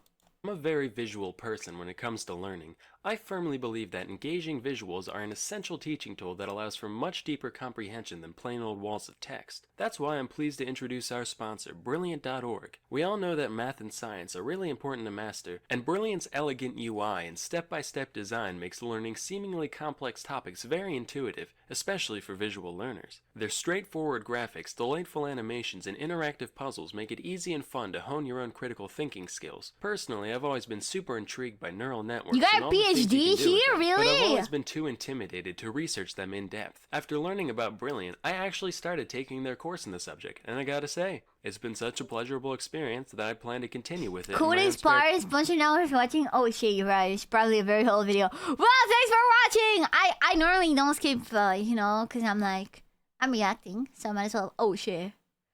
Yeah, the code might have 70 years. Okay, yeah, the code might have expired. Wait, he died at 26? Damn. So he did all that shit pretty young, bro. He did so much. Lived to the fullest, man. Ate a baby, allegedly. Okay, allegedly. Allegedly ate a baby, but we don't know. We'll never know. So I have to piss again. See what I mean? The last piss I had wasn't a good one. I barely pissed. Right?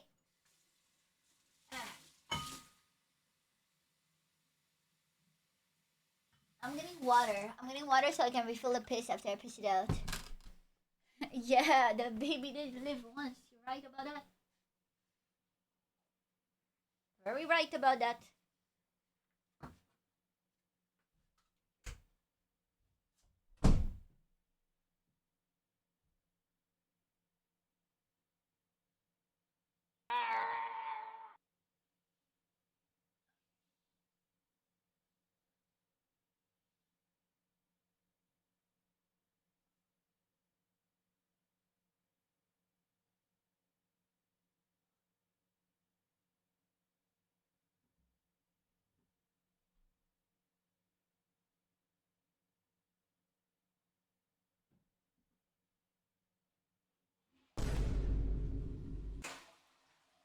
There we go.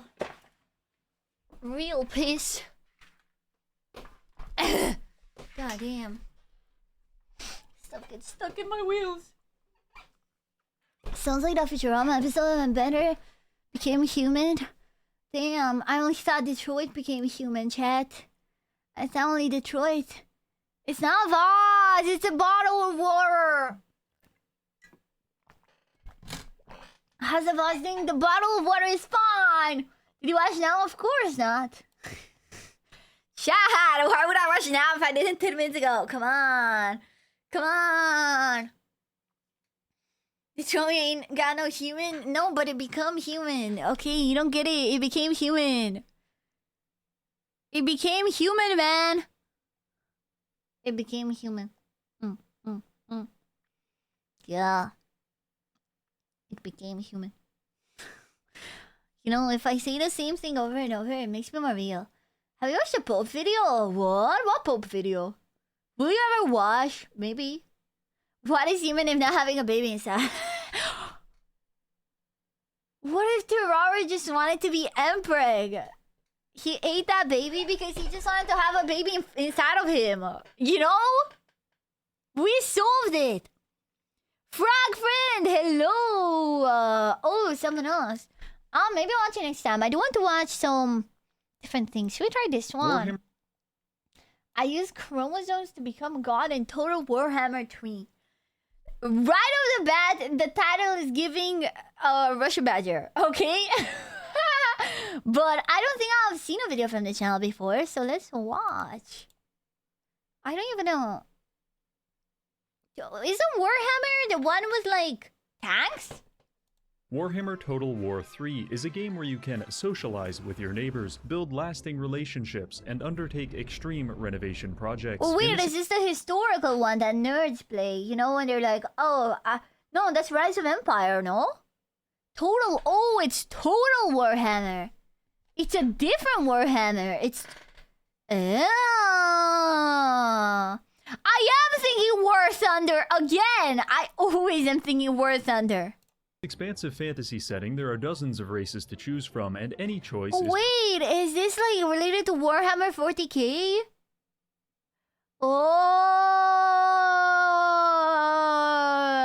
Oh, there's Warhammer, which is a fantasy universe, and Warhammer 40k, the sci-fi spin-off. What? That's crazy. perfectly acceptable as long as it's Clan Molder. Rat. Why? Because Clan Molder is the only faction that allows you to lobotomize your own soldiers and genetically modify them so extensively that they turn into a writhing tower of flesh, which is simply too ugly to die. Today, we will utilize the power of gene splicing along with a complete disregard for Okay, side based. effects. Okay, based. I'm in. I have been captivated and hooked. This video hooked me. To create the ultimate life form and conquer our enemies. Jeez. But first, a word from our sponsor. A GamerSubs rat is a hydra. company which sells some of the finest legal energy supplements in the world. But perhaps even greater than that is their relentless assault on your ability to be a normal person. Man, because they have invested tens I of want to thousands have a waifu cup one day, Chad. It's my dream. of dollars into the science of sexualizing plastic cups. Nothing and There's gonna be no one is titties on safe it though, from their unfortunately. reach, but we might be able to take control. Use code Reggie for 10% off, and if we buy enough products, maybe, just maybe, they'll let me design my own totally platonic and safe for work cup. Thank you, GamerSubs. Now back to the video. Welcome to the snow-covered wastelands of a place which is called Kislev, but which we all know is simply Eastern Europe. True to form, these tundras are Eastern inhabited Europe, bitch! Okay, I'm invested. This is where I'm from. exclusively by 17th century Russian nobility and recently paroled sex offenders. As such, its main exports man, it really are is bad Eastern haircuts, Europe. class warfare, and uncomfortable conversations. Submit to me. But perhaps the greatest downside to living in Kislev is that every battle appears to be taking place inside of a used toilet bowl. However, man. that's exactly the kind of environment you'd expect someone named Throt the Unclean to thrive in. Yo, that's me.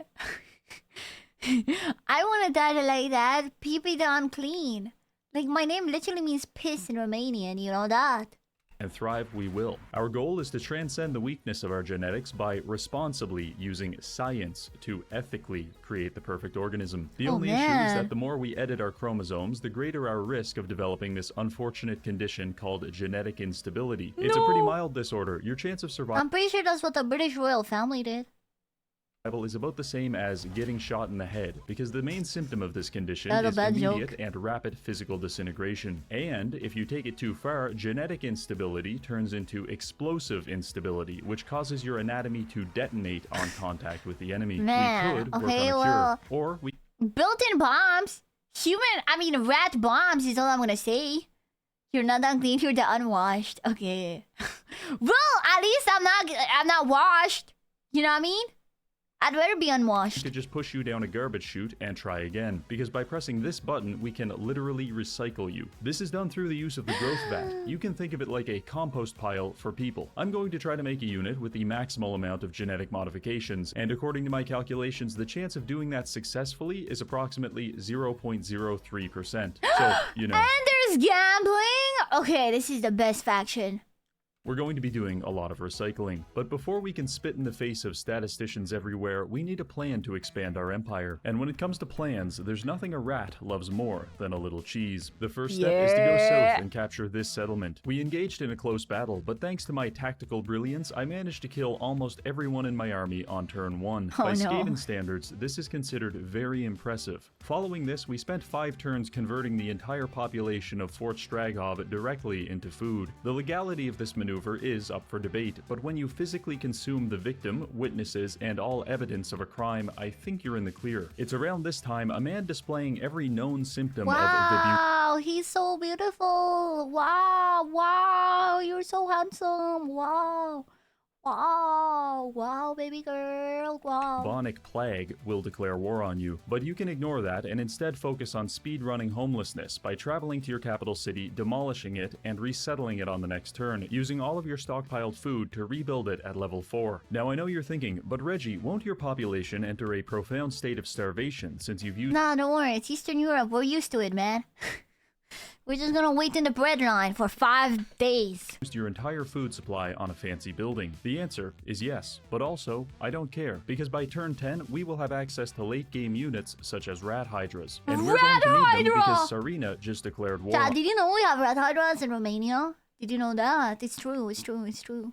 On us, and after carefully inspecting this balance of And power, vampires. I've concluded that to be very concerning. So what we're going to do is isolate ourselves inside Hell Pit for 5 turns, and re-emerge with a slightly unfair army. As I waited out the turns, I began to grow worried, because we were quickly becoming surrounded by a horde of angry Russian gopniks who wanted nothing more than to redistribute This is just like Romania, Chad. This is just like Romanian history. my wealth. Maybe spending the first 10 turns killing my own army, demolishing my capital city, and starving my population wasn't such a good idea. Speaking of bad ideas, Serena decided to channel the spirit of communism by death marching her army straight into my capital city 3 times in a row. Normally, this battle would be somewhat challenging, however, my tier 4 garrison is actually better than either of our armies, so it was fairly easy. Enjoy this moment while it lasts, because it will probably be the only time we achieve anything Chad, other is this than a real? Pyrrhic victory in this entire campaign. With the Ice Queen fended off, we emerged from our chrysalis, now armed with catapults, flamethrowers, and plenty of these bad boys. They might not look like much, but with a little genetic modification, we can give them the cellular instability perk. If you're having trouble killing any given unit, simply activate this ability and you'll find the fight a lot easier when your enemy is missing most of their limbs. With the power of quadruped suicide bombers, we were able to expand out. Okay, okay.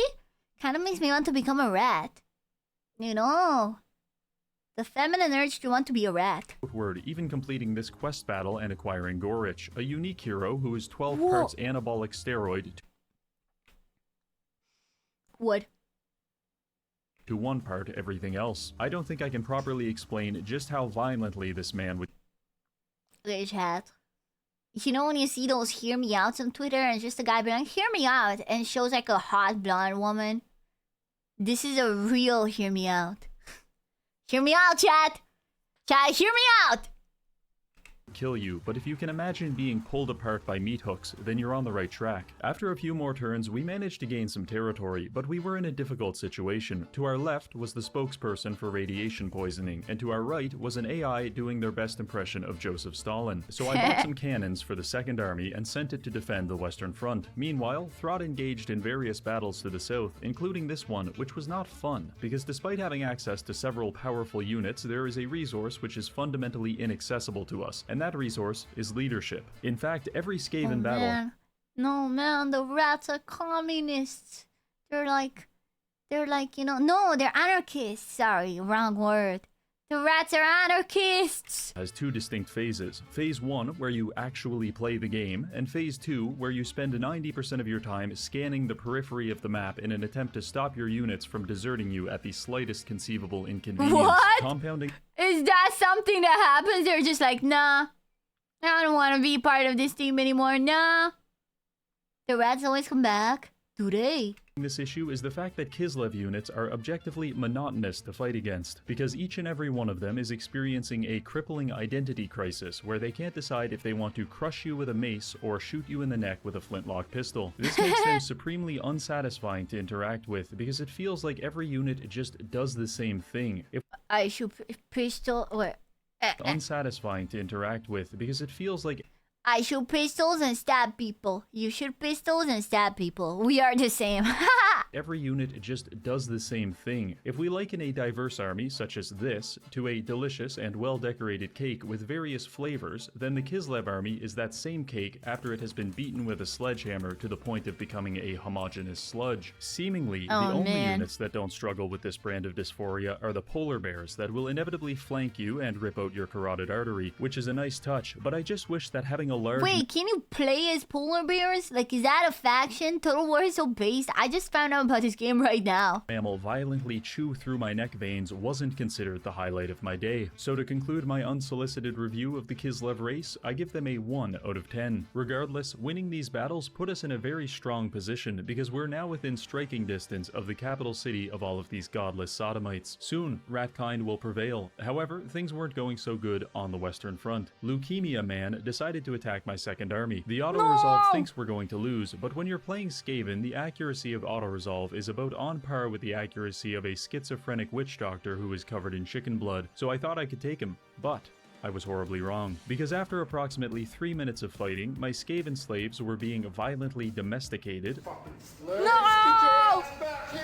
My cannons had been flanked by snow leopards, and my archers were doing this.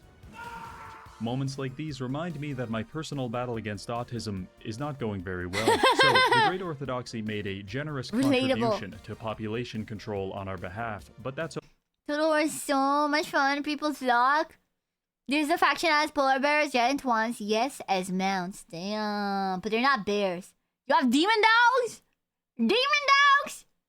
okay, because as fast as you can kill my armies, I can make 3 more. By this point, we had managed to completely We isolate... got the breeding advantage, okay? What if there's like a rat queen that just breeds and breeds? Kislev and drain most of its resources. All that's left now is to hire a warlock engineer, run him over to Kislev, and use this ability to produce an earthquake that will destroy most of their walls. You know it's a good earthquake too. That's so funny. Just make an earthquake, man. If you want to break through the enemy's defensive, just get a rat Because engineer. the engineer dies in the process. Following this, Throt besieged the settlement and started starving them out. Once they were looking particularly anemic, we completed an auto-resolve and Kislev was officially ours. Now unrestrained by our abusive alcoholic neighbors, I gazed upon the world map to see what diplomatic opportunities await, and I quickly realized that Beautiful. everyone who isn't a disfigured abomination absolutely hates us. But that being said, we did have some friends. It's not nice for to bold people, man. That's not nice, okay? Not nice to bold people. And they started pushing south into Empire territory. The Empire, even in its incomplete form, is strength rank 2, and I want absolutely nothing to do with that. So instead, we traveled northeast and started bullying this guy for looking like a fucking idiot. This man looks He doesn't look like an idiot. Why do you have that? Just go fully bold at that point, man. Just let it go. Just let it go, man. Why? Why would he even have that? like a child, and as it turns out, he has roughly the same combat effectiveness, because when I shot him with a cannon, he stopped moving. Now, it's been about 10 turns since I've done anything extraordinarily stupid, Come on, so I let's make decided to some change gene that by splicing. purchasing the Clone Warfare Doctrine, which makes all of my Skaven slaves acquire 3 random mutations. Depending on how successfully they mutate, they will either gain superpowers, or their bodies will start violently self-destructing. This is objectively bad, but also mildly It's called gambling. entertaining. Following this, and perhaps Don't see the reverse Asmon here. You got the reverse Asmon gold. True. because of it, the Empire Bruh. decided it was time to perform a late-stage abortion on us using the medically correct device known as a mortar battery. They look With French. war declared, I shifted my attention south to find 5 Empire armies absolutely salivating at the thought of bashing my head in. I needed to equalize the numbers, but money was tight, so They're I all just rat recruited 2 racists, you full bet. armies I of bet. Skaven. They're like, oh, you rats. What are you gonna do? They don't know about the rats. Yo, Kami, thank you for the raid. Welcome. We're watching a video on Total Warhammer 3. Welcome, raiders. Slaves. The plan is to use them to literally absorb all the enemy's ammunition and then tire them out in melee Oh, combat. man. And before you ask, no, I don't feel bad, because if I was gonna ask. I feel bad. they didn't want this to happen, they shouldn't have put the phrase expendable meat shield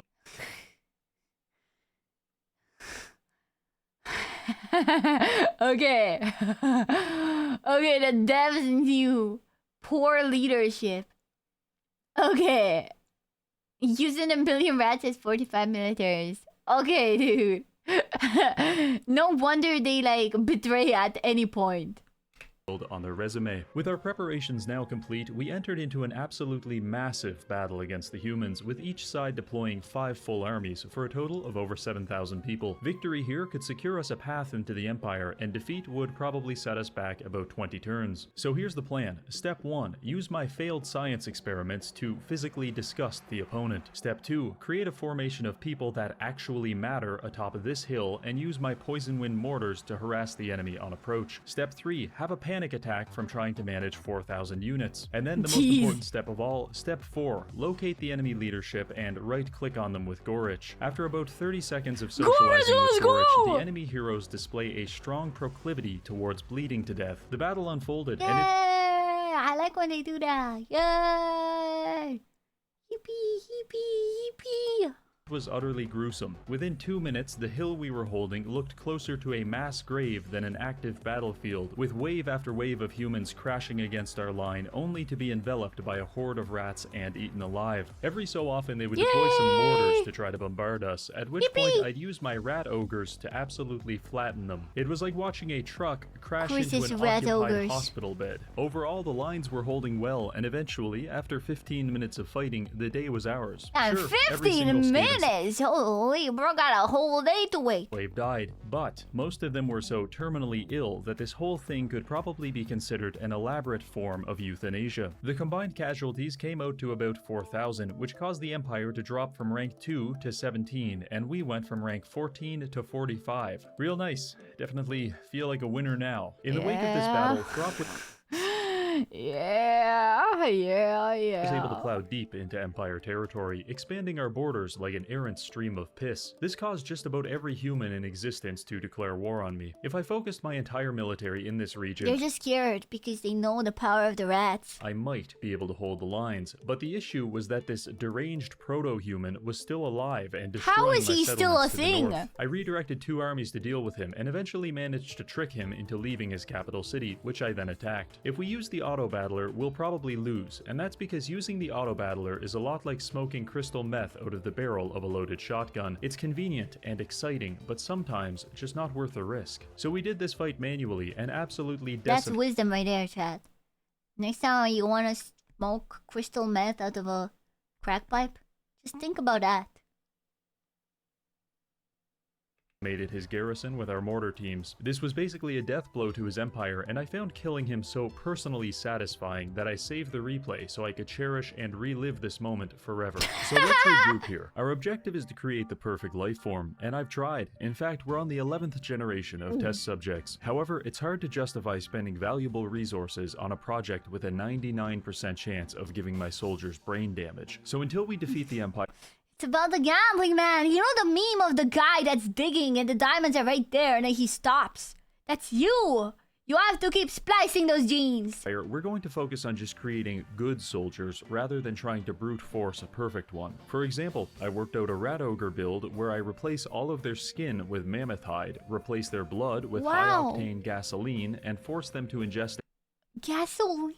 Wow! a parasitic worm that causes them to become undead. This, along with a few other minor procedures, effectively turns them into unstoppable killing machines. With the Russians now defeated, we can focus these monsters entirely on the humans. The campaign was going pretty well, and the whole experience reminded me why I love playing Skaven. The ridiculous contraptions and absurd strategies make you feel like a cartoon character, but with gore turned on. Not only is it possible for you to slowly flatten an elderly woman using a mobilized bell you dislodged from a nearby clock tower, it's actually one of the more normal things you can do. So needless to say, the Empire was feeling the pressure, so much so that they ended up calling in their friends for help. And what fearsome allies did Carl rally against me? Well, a fucking tree and a short guy. I don't think Carl... Okay, but why is that tree thick?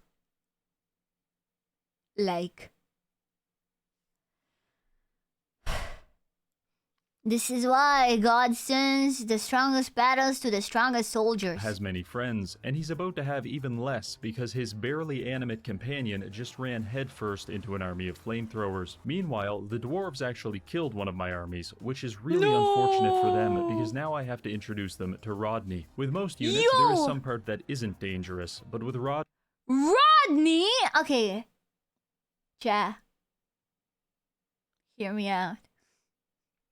Everything will... Yeah, hear me out, okay? Come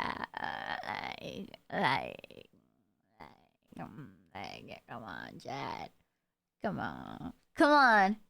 Kill you. He's covered in spikes. His entire body is swinging and gyrating around wildly. Look at and those if any hips. part of him even touches you, it could best be likened to being hit with a bag full of cinder blocks. So anyway, they died. After assimilating the resources of Carl's friends, our faction had become so powerful that beating him up was starting to feel like beating up someone with cerebral palsy. And as I'm sure you know, after a few minutes, that experience becomes very unrewarding. But I refused to let the physically disabled rob me of the joy of victory, so I decided to fire another bullet into the still twitching corpse of morality by spending 1,000 gold to develop biological weapons, which I then deployed in Carl's capital city. This was not tactically necessary, but it was kind of of fun. I enjoyed watching it spread through his territory, decimating his economy and slowly decomposing all of his armies. The plague was so virulent that it even started killing the French, which caused them to declare war on me.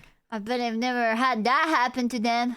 I viewed this as a win-win scenario. I had fun watching Carl writhe around on the ground like some kind of dying centipede, but I decided it was time to put him out of his That's misery. crazy. Like, I'm not one of those people that's like, video games cause violence, but like, this guy has some sort of sadism in him. Okay, look.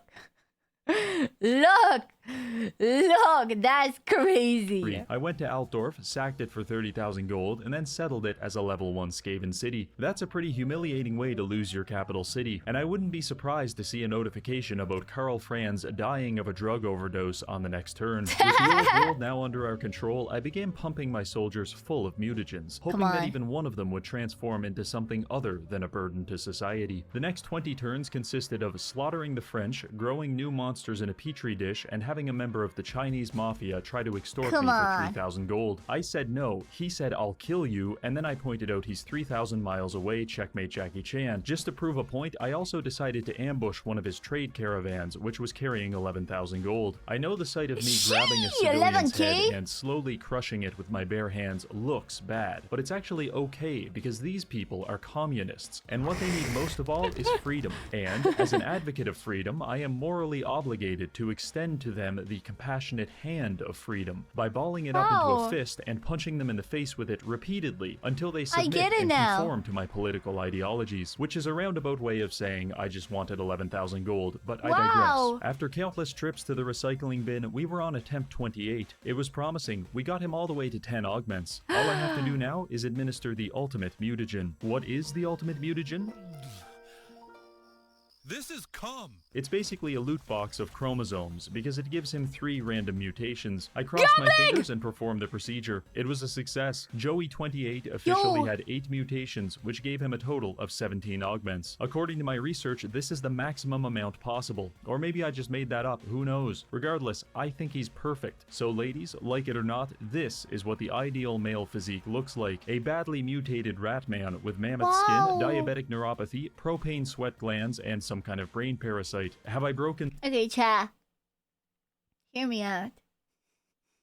Look, chat, he's the perfect specimen. Several international laws in the creation of this creature? Yes, but in the eyes of God, I am amongst him, because Joey28 is the perfect organism, and he's arrived just in time because it is officially the end of the world. The wild hunt has begun, and the Wood Elves have decided the best way to protect the environment is through homicide.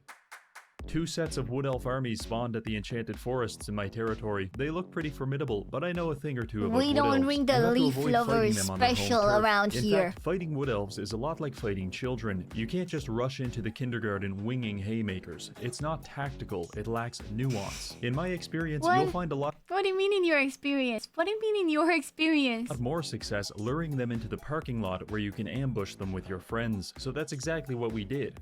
To the Wood Elves. I had a few armies wait for them to leave the forests, at which point we cleaned them up in a nice open field where they couldn't pull too many of their tricks. This whole wild hunt thing isn't so bad, I thought out loud. Well, imagine my surprise when, on the next turn, I found a conga line of war criminals making their way into my territory. Yeah, that's like 10 armies, with more being pumped out from these forests every turn. I mobilized my forces, but in the meantime, the Wood Elves were destroying pretty much everything south of this line. I don't know what fascist dictator is responsible for this, but I really don't like this version of the Wood Elves. Fortunately, the old world has a high concentration of castles, which slowed them down, and after a few turns, my armies began sweeping through the war-torn regions. I was engaging them in 2 to 3 battles per turn, and Throt was doing fine, but my weaker armies were being devoured alive by the feral elves. Thankfully, I did some experimenting and found that the Wood Elves are surprisingly vulnerable to having a cask of acid smashed over their head, and that's very good news for us. I had my armies outfitted with some of these mortar teams, and we started making some real progress. Additionally, I had some allies in the area that were able to defend the Eastern Front. This was quite helpful, but perhaps the biggest break was this random event. It increased our chances of ambushing the elves, which allows us to position our armies like this, and their army assumes the position of a man who is about to receive a violent prostate exam. All I can say is that this was an extremely cathartic experience. From here, my military Do you think he has ever experience of that too? philosophy is as follows. I have 60,000 gold, and I'm guessing the Wood Elves elves do not, because upon reviewing their economic infrastructure, I found only mud huts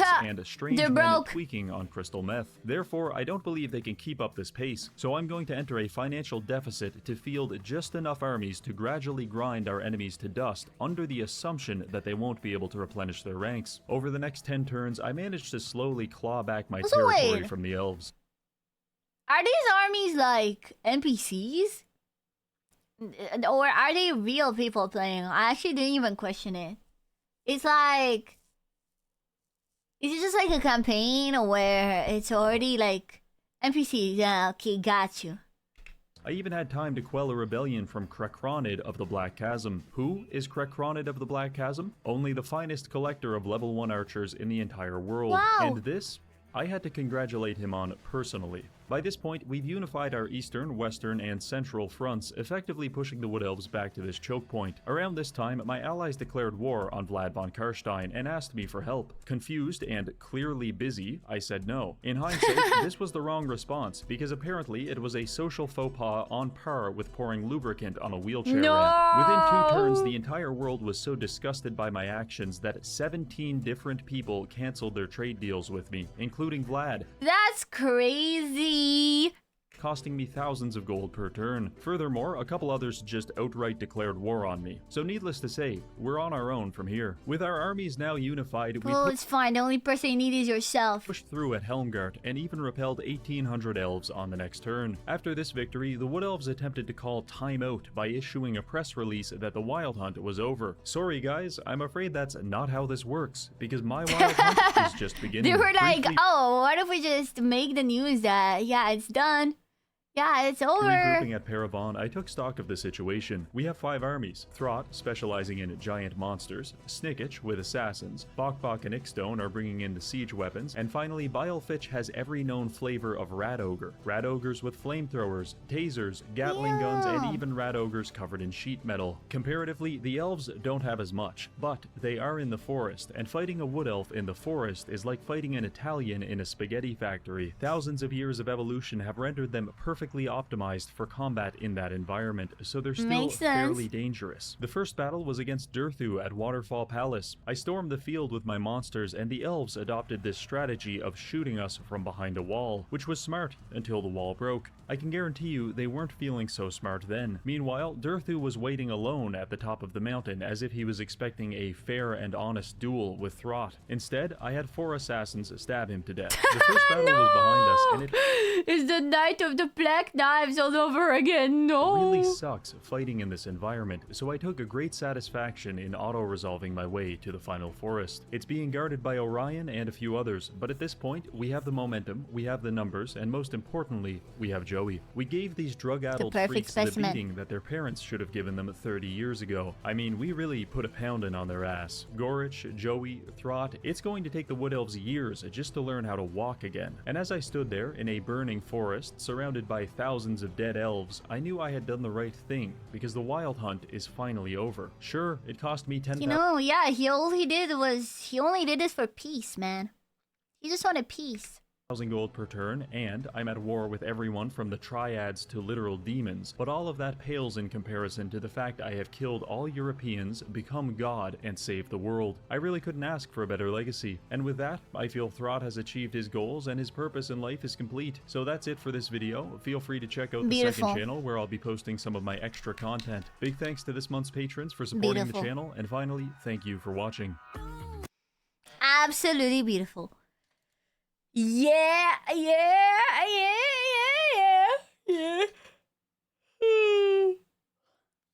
Majestic, some would even say. Some would even say majestic. I would say majestic. Chat, can you tell me how it's 26 degrees and my hands feel cold? Have I actually become brain broken by living at 29? And now 26 is too cold? What the hell, man? Yeah. How much more, Reggie? I love game channels that just do crazy stuff like let's game it out. Yeah. Poor blood circulation, probably. Maybe you're just tired, makes sense. Might be some wind, it's pretty chilly. I actually closed the window as well. Can you believe? I closed the window, man. Lizard, vampire, maybe iron deficiency. I don't know. You're just getting old. Yeah, I think I am getting old. Unironically, I was talking to my grandma about it. I was like, I used to be hot at 20 degrees all the time, and now it can be like 26, and I'm not. I'll be cold. And she was like, yeah. You know, it's because you're sitting on a chair and doing nothing. And I'm like, yeah, but I used to do that too. And she's like, yeah, but you're 24 now. And then I was like, okay, grandma, you don't have to call me old too, bro. I was like, okay, you don't have to call me old too. Yeah. Bro, okay, yeah, she did. She called me old. She did. Because she was bringing up an example as one of her old friends. She was like, yeah, but an old friend of mine also is always cold indoors. And she's like, oh my god, I'm so cold at high temperatures. I'm like, yeah, but I'm not, you know? And then she was like, actually... There's more moist than normal, so warm since not so direct. I don't know. I think it could also be the fact that I think my period is literally about to come, chat. Like, you know, like, I think it's either tonight or tomorrow that's gonna come. So I think that could also be, okay? Possibly.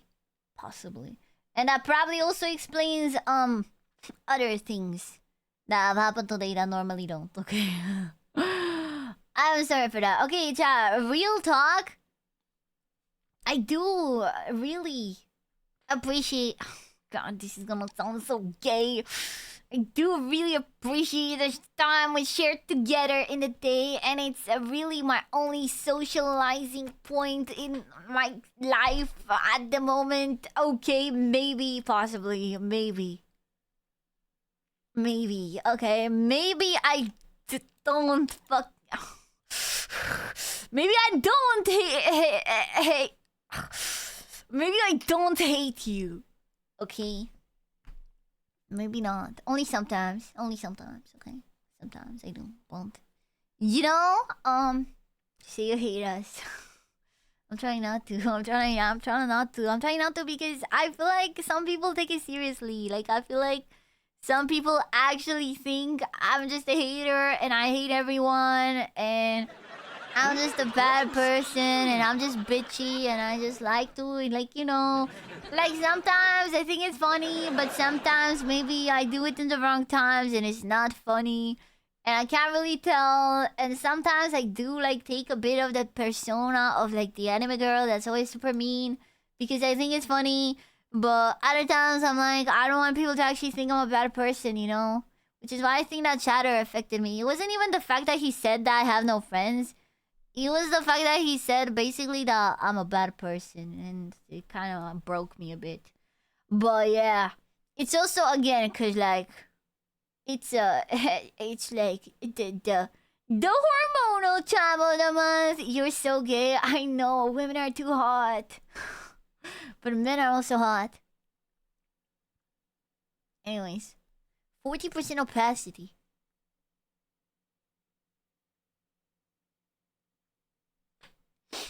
I'm back to being confused now.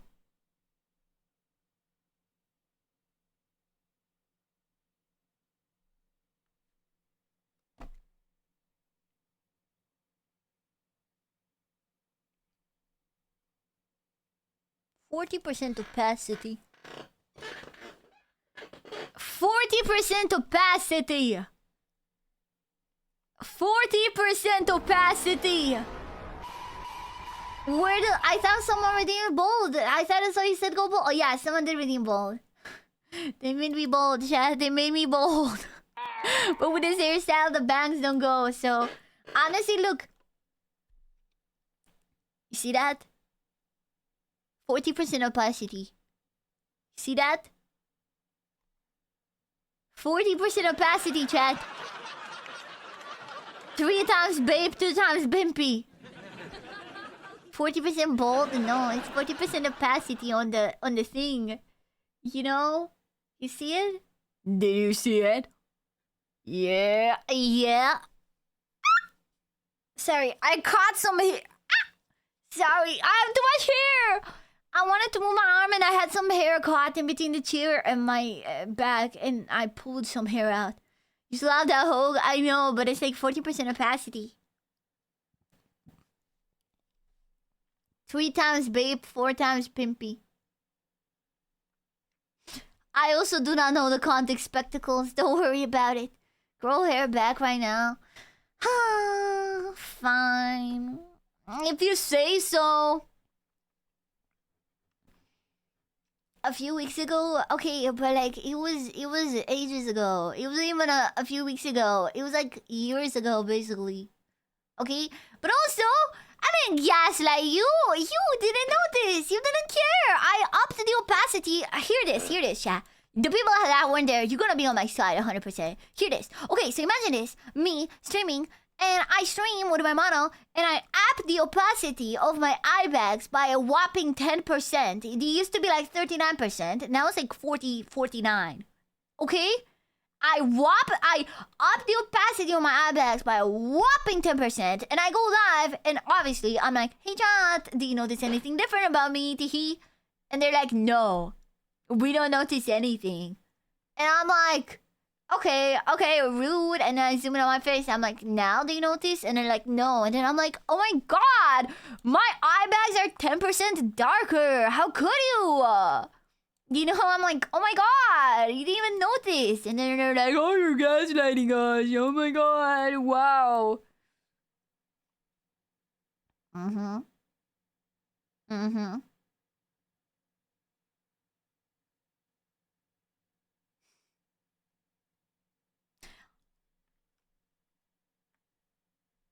Are you actually learning Spanish from a writer? Chat, I was thinking to start learning Japanese. Anyway, a bit? Do you want me to correct you or no? Because I know it's a bit rude if you like just correct people without, but like if you're learning, for me it was helpful. Yes, please.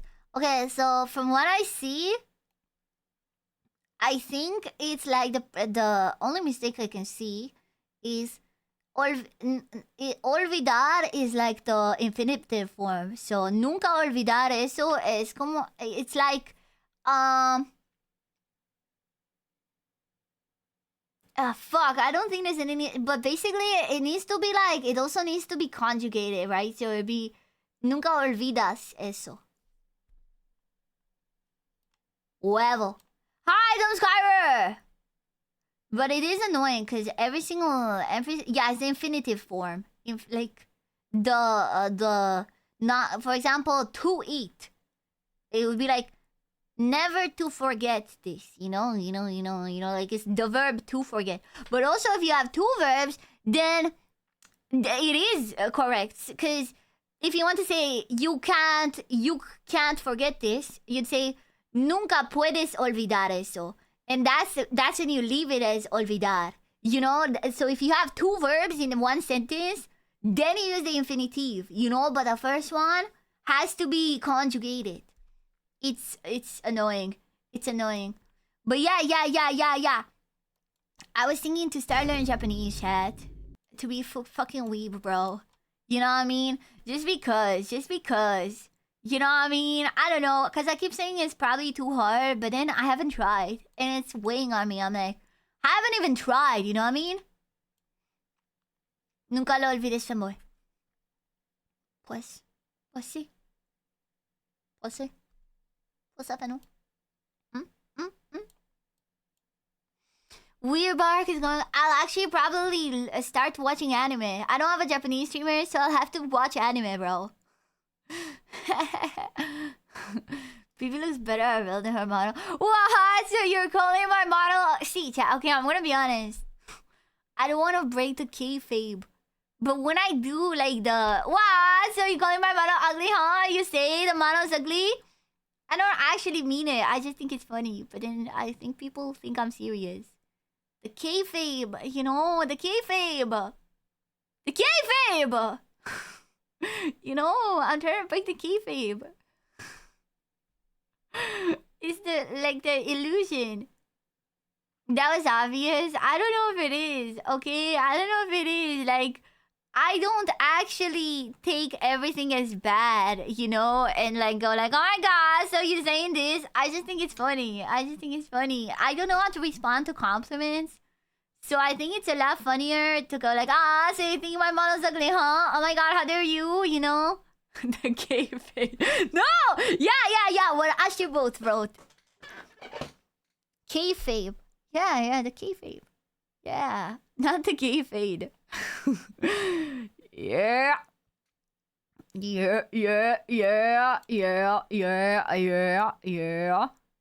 Chad, you notice that came back? But I also think also.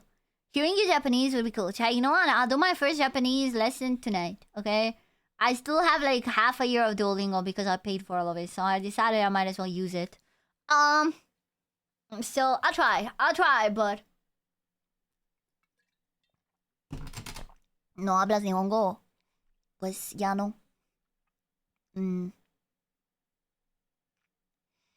Run the gay fade with me. It's a gay fade. She shows her real face. People go crazy in the chat and the gay fades. No. Is Duolingo good? I can't recommend it in good faith because 1 month ago they made a decision to replace a lot of their translators with AI. But I paid for a subscription of a year, like half a year ago, so I still have it. Like paid subscription for the next half of the year, but for that reason I cannot recommend it to you. It is dumb. It was okay for me to learn Spanish with, but I also heard it's pretty bad for Japanese, but I'll see. I'll try because I have it free. Renshu is best Japanese learning app. Isn't Renshu the one that's like... Wait.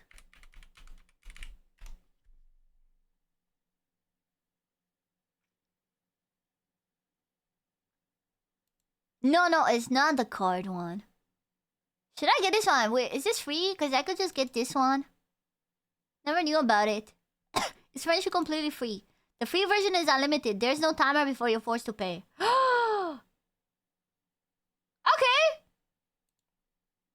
It's free. Okay. I'll take it.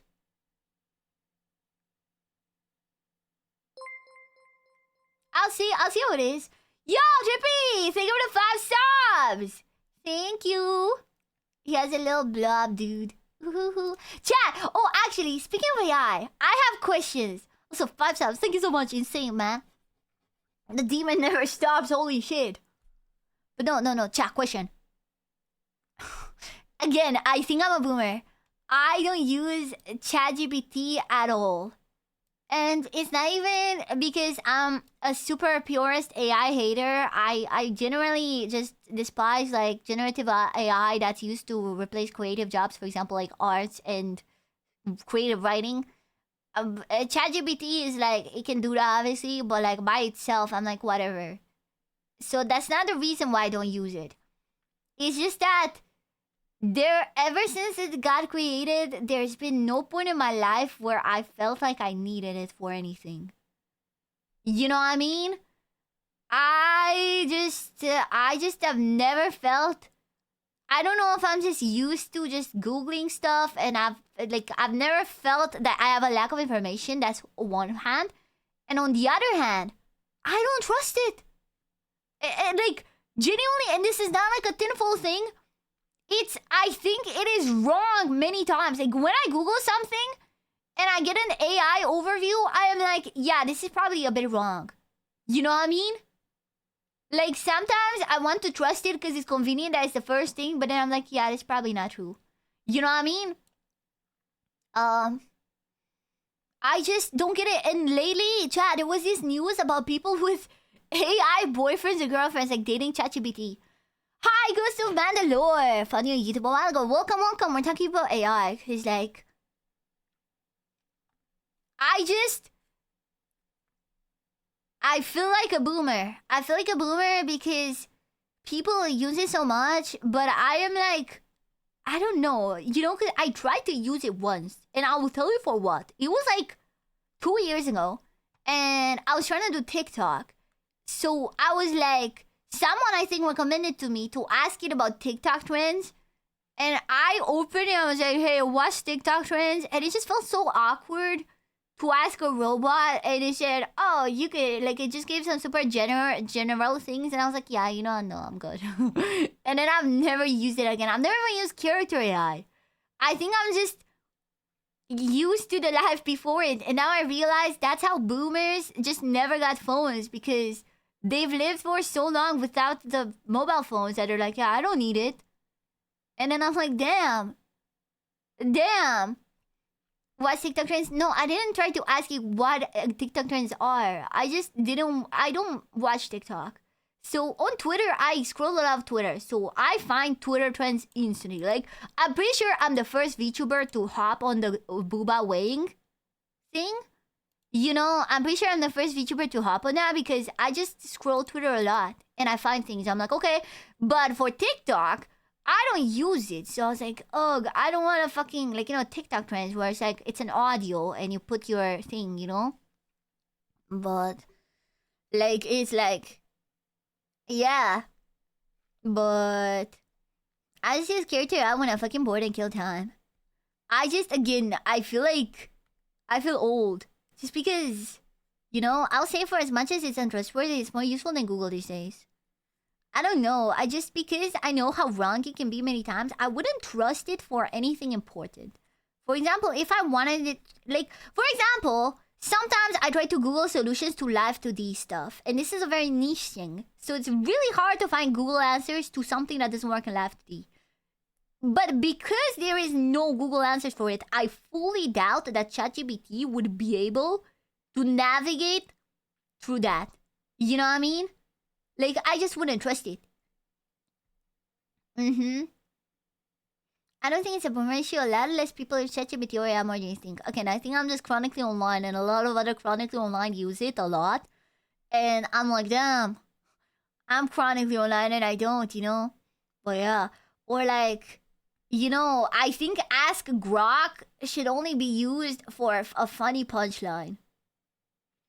Do you have any tips for learning Spanish audible understanding? Writing is simpler for me, but I try to do my best. Watch a shit ton of streamers.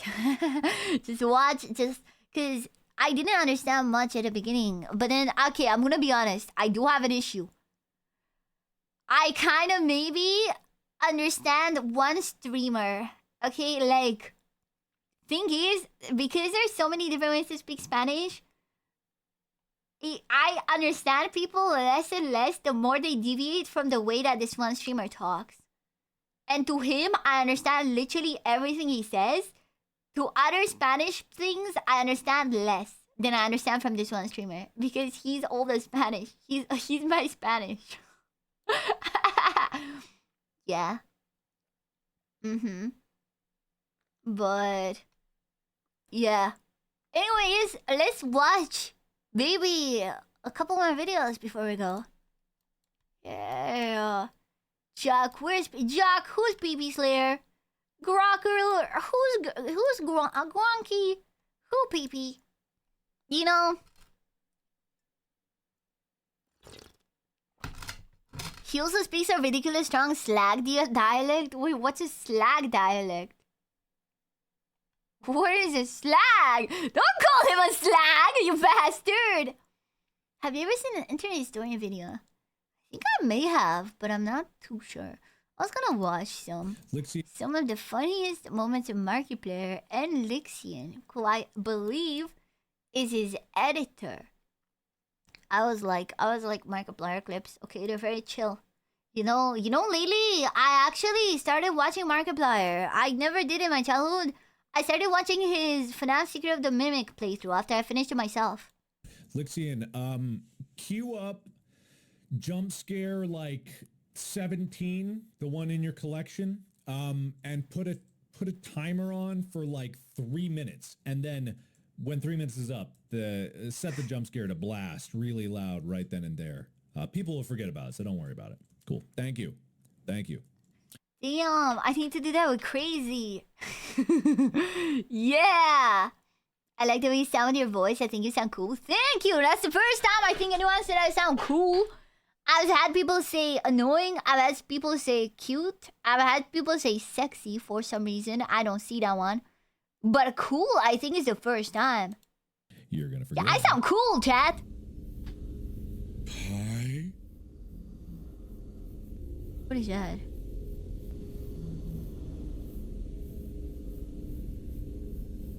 Lixian, zoom! Zoom. Closer. Closer. Little closer. Just a little closer. Let's get a good look. Closer. I'm doing the boomer Closer. thing where you go Closer. you like squint Closer. and lean forward. Come on! What is that? Closer! No! Thanks. Is this gonna be just 25 minutes of editor abuse? Cause I don't agree. I feed my editor very well and send him fit pictures as payment.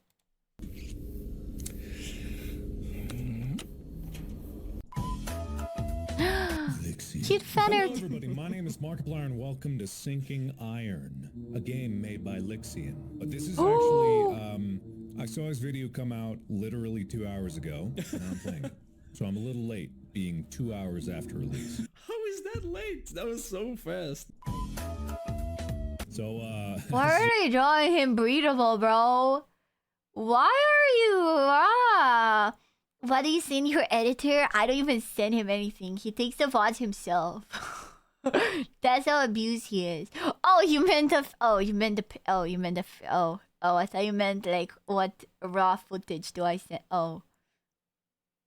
Lixian knows I'm gonna be hypercritical about every little. Oh my god. Kitty! 10 out of 10. Gatito! Perfect game. 2 thumbs up. Game of the year. edition. Claro! That was the fastest change. Well. I love me a hard mode. Hold on. Not only am I gonna do that, but He knows also- what he's doing when he said that. He knows what he's doing. Oh, I'm gonna play the game in Portuguese. Vamos! Eu falo português, cara! Que isso, porra? Filho da puta, mano! Obrigado! Options! Options! Extras. Agarra. Salir. Difícil. No. Não! No. Não! No. Saltar o prólogo do tutorial. Forte terremoto submarino Forte. chamou a atenção de um mergulhador amador e seu aprendiz. Eles estão... Come on, it's pretty good though. Come on, it's pretty good. Mark actually learned Portuguese for Lexia. That's cute! You learned Brazilian Portuguese? Yeah. Yeah, what do you mean? I learned the best one.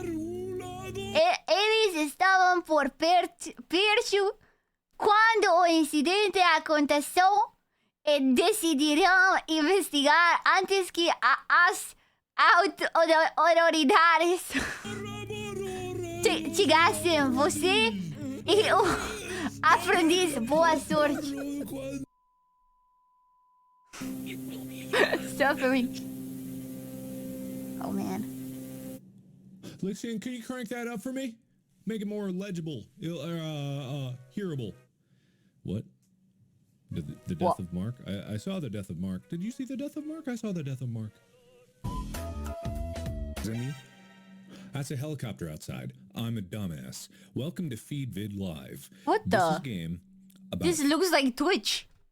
What? Oh no, it's the Twitch mobile app! The horror! Oh! finding a live stream where something horrible happens. There's nothing scarier Like than the mobile Twitch app. cruise missile? Like you can put in like a... So, hi. What? Oh, did the jump scare happen? Cool. That's awesome. I don't know Oh, what that was a jump scare from 2 minutes ago. I completely forgot. the torpedo thing. Torpedo monster really was inconvenient. Alexian, give him some more fun informational graphics POV, you got bored. from the Whoa, from the Mystery Flesh Pit blog. Put some like nice mid-1900s informational video, like from the 1950s. From America. I know you're Portuguese, but in America, we taught our kids Portuguese through TV. Dude, I have this one clip of Markiplier stuck in my head where there's a cat and you're like, oh, he's so Portuguese. And then it just goes like, Portuguese. You know? I hope that's in not here. When I was a kid. This is way... No, it doesn't matter. Just go. Okay, go. Step right into the enigmatic wonders of Mystery Flesh Pit National Park. Nestled In the what? charmingly in the heart of Junction, Texas. Come on over and be one of the many to explore and enjoy this wonderful place. In case of unforeseen I want you to step into my Mystery Flesh Pit if you know what I'm saying. If you know what I'm saying. incidents, make sure to use one of our many emergency call boxes stationed throughout the park. We might not answer though, which in that case, you're completely on your own. The pit was buried for a reason. It's a tunnel straight to hell. Oh, God. Freddy Fuzzball! Oh! How? I was right there! I had that! I failed so much at this. I'm gonna give this one more try. If I don't get it, I'm just gonna move on because He I'm not played here. this for like 15 minutes. Okay, dude, 15 minutes and he quit. Okay, dude, I remember that one cupcake minigame. I was at it for like, you know, at the end of Sister Location, I was at it for like 3 hours. Not even lying. Just 3 straight hours. For this, I'm here for the Freddy experience. Oh my god, is this Geometry Dash? Oh, man. All right, that's it.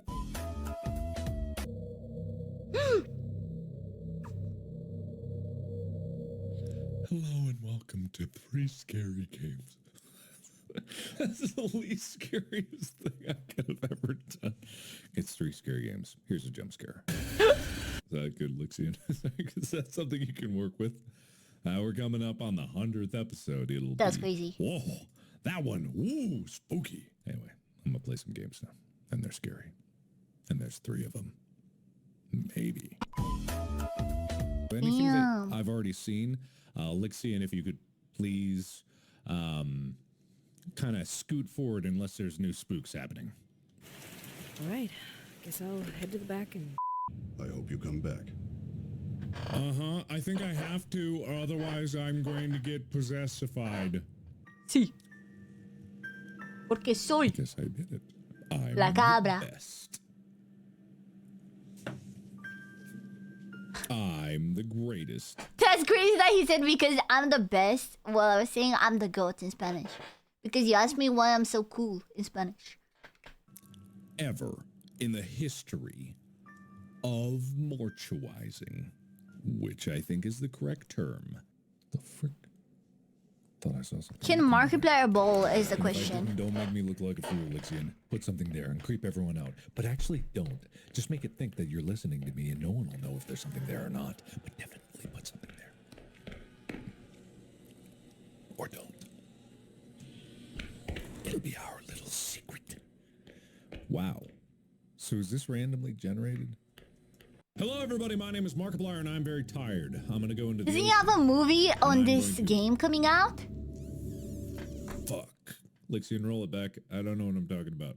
This is Iron Lung. I meant to play this a long time ago, and then I got lost in space. If you haven't seen In Space with Markiplier, you should check it out. Link in the description. It's on my channel page. You don't check Oh, the front page shoot. of my channel every day, then That's you don't know the what I'm we doing. have to watch the one. We did a date and a heist with Markiplier. Lixian, restart this. Hi, my name is Markiplier. Welcome to Iron Lung. I'm gonna go into the ocean. I'm a fuck Poseidon. Decades ago, every known star inhabitable oh my god. Lixian, make me seem like a coherent human being. Every known star inhabitable planet vanished, leaving only those who were on space stations or Don't like that sound. It's not what I would call a good sound. Houston, you hearing this? Lixian, you're in Houston Command. Do you hear any of this? Okay, all right. Mission, continue mission as described. Thank you, Lixian. I will not let you down. Approaching 259 for You look relatively normal, but not normal. Grandma, you just look old.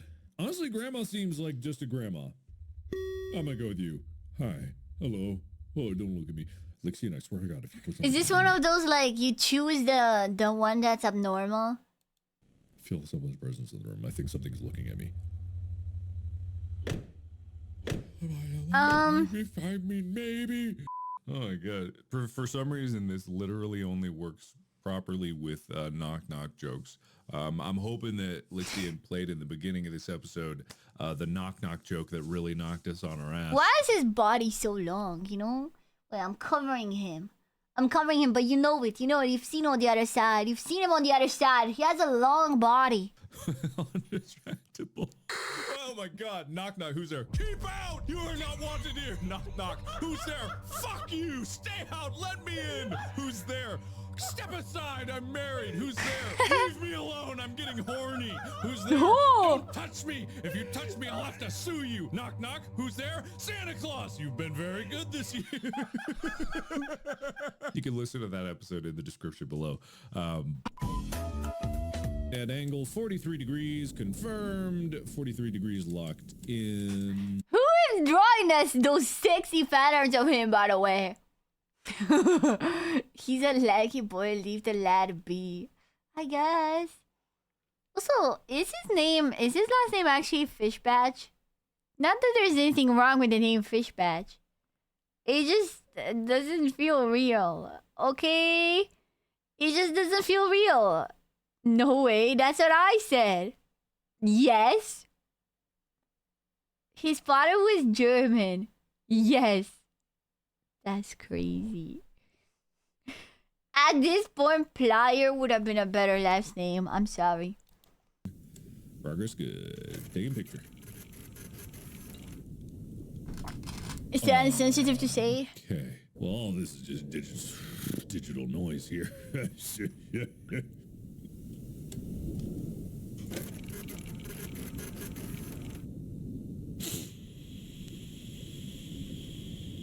Well, clearly I'm looking at the Black Mesa logo. If you just overlay a Black Mesa logo on top of that, you'll see that's exactly what it is. We have found the remains of Black Mesa. Half-Life 3 confirmed. All right. Houston, could I get some music? Look how long he is. Thank you. Please tell me this is the last goodbye. Ooh. What? Whoa. Oh! Boo. A boo. Lexi, did you jump scare him? Yeah, You didn't? Oh. He's gonna do it. He's gonna do it. He's gonna do it now. All right, I'll give you some more, okay? All right, I'll give you something good. I promise. I won't let you down. I'm so tense. I never do. I'm waiting for it. Never do. Hi. A boo! Yeah? No? Okay, all right. I'll do one more, but this is the last time, okay? I'm gonna give it my all. Okay. Cool. I'm actually tense. Ah! Stop! Why is it getting worse than you expect it? Why is it worse when you're waiting for it, man? Oh, god damn, my heart. Out of a lamb's heart. Great. Surprise.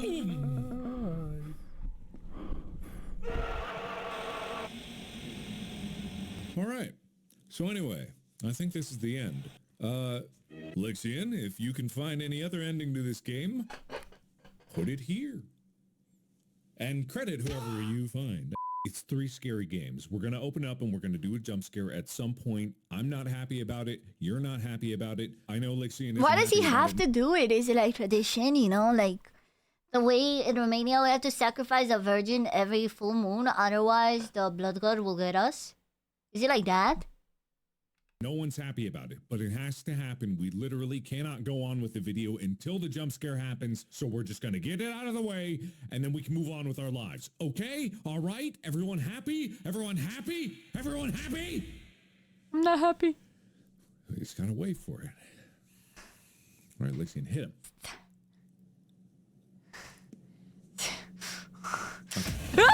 Stop! Stop! Stop!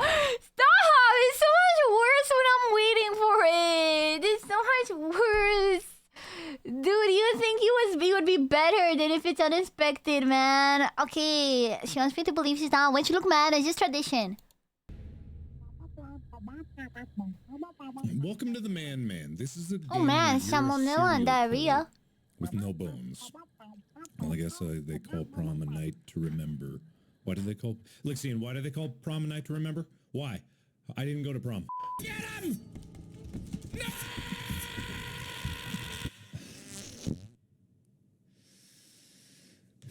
Crawling Cora got away, which means you lost. Something, you don't get a cool losing screen. Why would I reward you for losing? I'd say try again, but can you imagine if you lost twice in a row? That would probably feel so bad. I'm not even gonna give you a reset button. Reset buttons are for winners. Just refresh your browser. Damn. Do text-to-speech for that. Crawling Carl got away, which Oh. means you lost. No, you don't get a cool losing screen. Why would I reward you for losing? I'd say try again, but can you imagine if you lost twice in a row? Yeah, it's bones. It's bones. I'm beginning to think my estimate of tombstones and dildos were wrong. Teeth were closer because teeth are technically bones. I had more emotion in it, Still I don't will like what I'm say. looking at, gonna turn my tail and run. Houston, once again, if you could get the heavy-duty underwear, I'm going to need that upon arrival. Thank you, Lixian. You're the best. I have a bit of a problem. Dude, editor abuse must stop. No. When you design this, Lixian, when it hits the bottom one below this, that means I still got 25% left, right? That doesn't mean 0. Right? All right, sure thing. You got it, pal. Thank you very much. We have reached X400. I like it because it's like he's never alone, you know? He always has Lixian in his pocket. So he just takes him out when he wants to abuse him a little bit. I like that. Just like you and me, chat. Yep, there it is. Run! Do it. All right, okay, all right. Oh, you silly, you so silly. You're so silly. Pathetic. Oh my God, is there I saw a face. Oh, I did see a face. Oh, I don't like that face. Lixian, zoom in on that face. Make everyone experience the horror. Oh, I of that see face. it. There we go. You deserve that. Anybody else confused? How did I miss this? Was I supposed to just go outside? Dead space? Who killed it?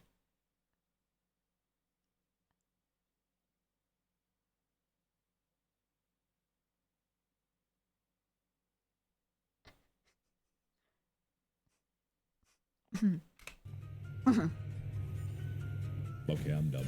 Lixian, please make it seem like I'm not horrifically dumb. That makes sense. It's crashed in outside. It wouldn't be inside. Just wondering, what is your opinion on possums for no particular reason? 3 possums in a trench coat asks. Well, if I were to say, I would say they're alright, man. You know, I like that they play dead. You know, and they're kind of ugly, but like in a good way, you know? Because I like ugly things. You know, like, uglier is cuter than not ugly. You know what I mean? The ship would... God, okay, so Lixian, I hope you're making me look real smart right now. I'm going to the bridge.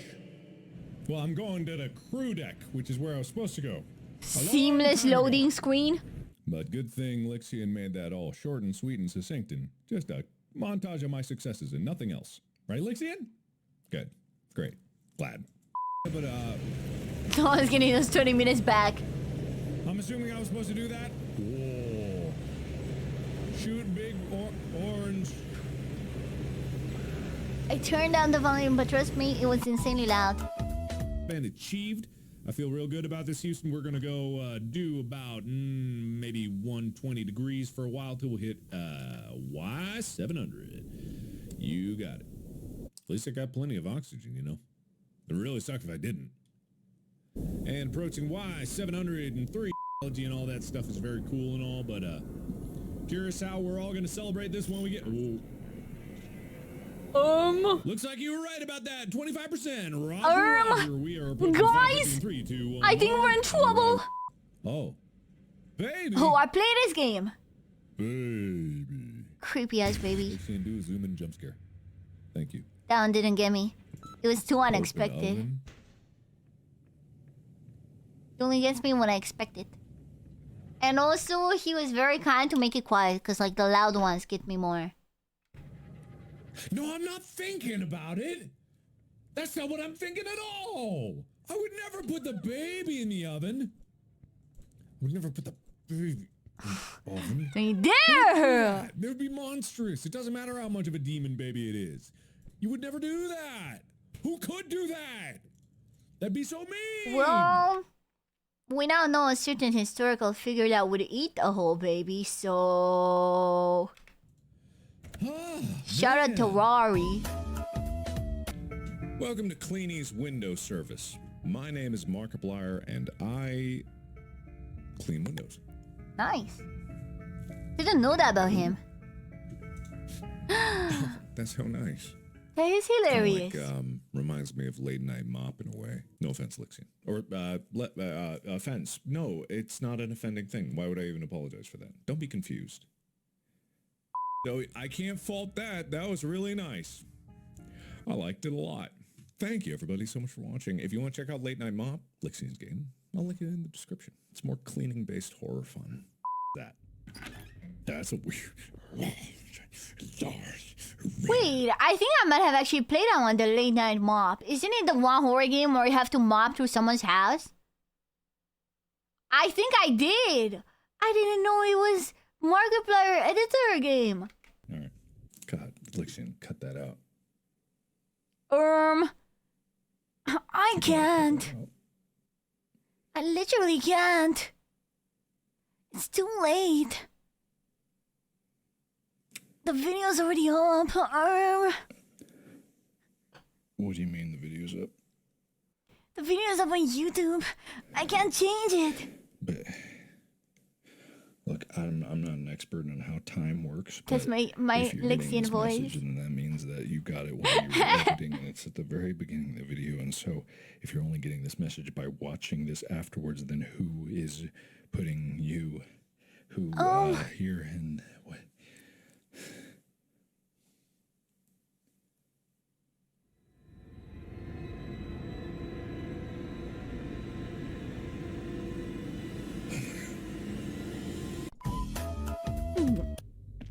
Oh boy.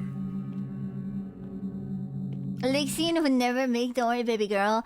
I know, but I have like one male voice and it's that one. Okay, look, beggars can't be choosers. Look, man, that's my one guy voice. Lixian, put some more musical stings in there. Let me give you another one. How about one more? One more? Give me another chance, please. I'll treat you well and do anything you want. I promise. Ignore the window. Still clown-esque. But not as clown.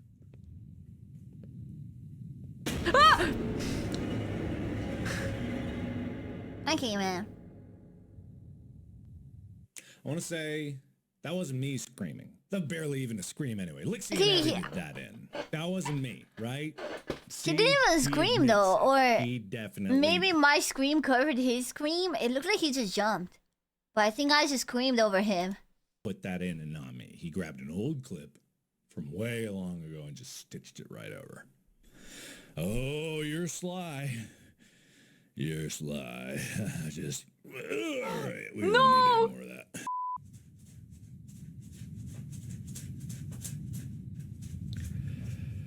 Lixian, magically teleport me to the next thing that happens. He's marking his plier. Come on, that was a good one. Come on, Chad. Come on, Chad. Come on. I know you hate my jokes, but you gotta give me for that. Come on. He's marking his plier. Baby, should I study for my exam or play more Elden Ring? I will give the subversive answer and actually say to study, because you can play Elden Ring all the time, but the exam is only tomorrow, so like you can study for it and then play Elden Ring after it's done.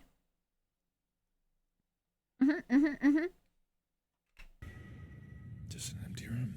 I guess he teleported me 2 seconds into the future. Is this the way out? Well, it's a way out. I'll take it. I'm taking it, apparently. On base PP, I'm going to a new streamer. Guys, I was in third in school. What do you want from me? I actually did get the good. Okay, the thing is, the way I would do it, I wouldn't do anything until the very last moment before the exam, when I would just like crunch it and it would work. Okay, so that's my mentality on it. I'm like, yeah, I'm gonna chill. Oh, exam is happening tomorrow. Okay, let me study. And then I take 1 day to actually study, and the time pressure actually makes me better at it for some reason.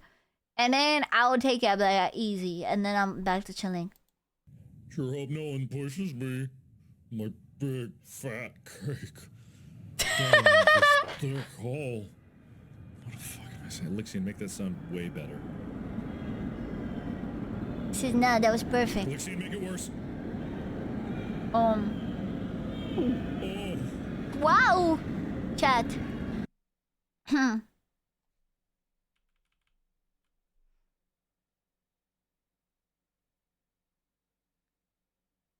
Hear me out.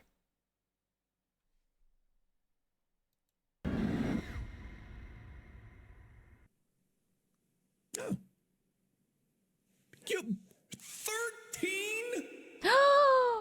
Well done. I actually did like that. I know I was a little memeing on it a bit, which still made me scream and scared me a few times. Had some tension to it, which I always appreciate. There you go. Uh-oh. This has too many tentacles, and for that, I'm out. You know what they say, one man's trash, another man's treasure, man.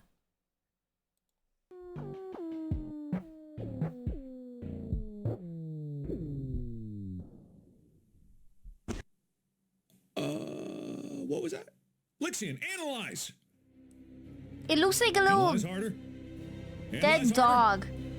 And come to a conclusion. Come on! Ah! That'll do it for this episode of 3 Scary Games. Lixian, I got it this time. I got it. I know what's going to scare them. I know what's going to scare the pants off of them. I'll take it. And then you take it from there. And you add them a 1-2 punch. Boom, boom! We'll get it. Okay, cool. All right.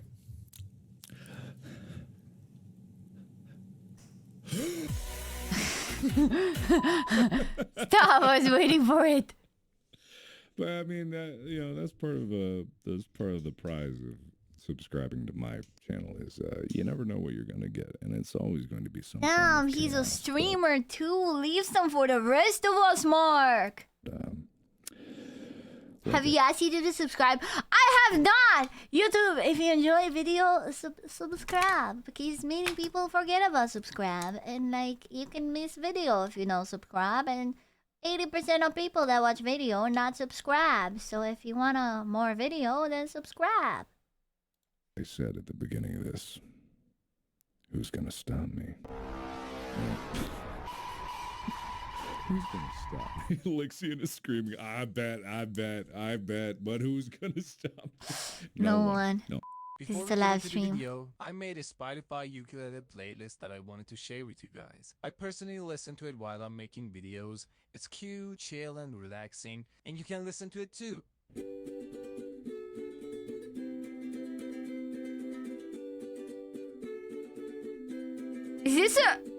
Is this an ad from the guy that made a compilation? Damn, Chad. It would really support me if you do listen to it.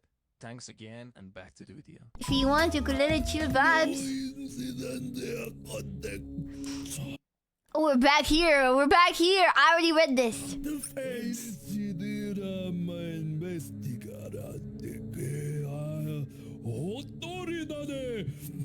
Why did he become Japanese?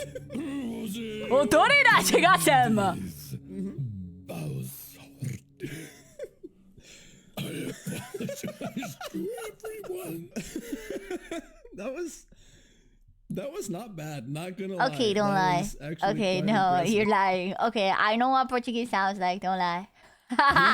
He did it. Mark just played my game, and I'm gonna react to it because we all know I do that, and with such incredible speed. The game was out for less than 24 hours, maybe 24 hours, and he posted this video. I'm excited. I'm excited to see what's gonna happen. I'm gonna play this too. I'm not play this. Va o submarino lá embaixo. Estamos casi a chegar.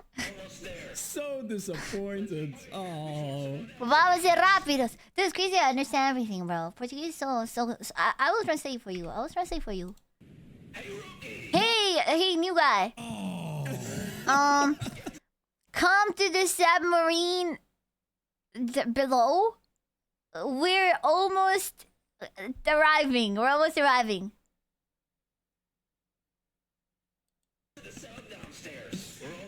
So disappointed. Oh. We're gonna be quick before someone else arrives. Damn it. Captain Esquito. Utilize. I will not be swayed by adorable animals. I will judge this game fairly. Fair. Oh, it's such a ripoff, being a cross between Iron Lung and apparently Five Nights at Freddy's or something like that. Apparently. Oh, and don't forget to pick up your toolbox before getting in the sub. Captain over. Kitty! Oh. Kitty, what are you doing down here? Did I not see you before? Oh, I think this is when he goes like, "You're so Portuguese" to this cat. This is why. No.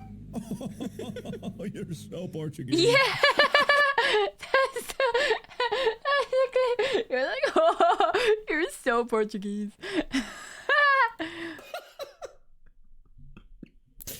Yeah, that sounds about right. Damn!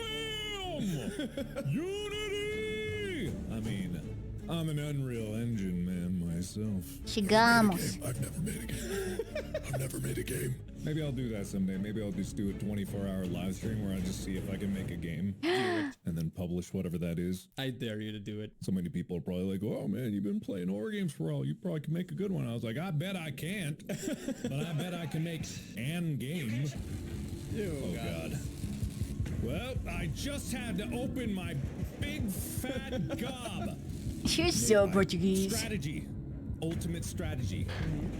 What I do is I leave them partially healed so that never mind.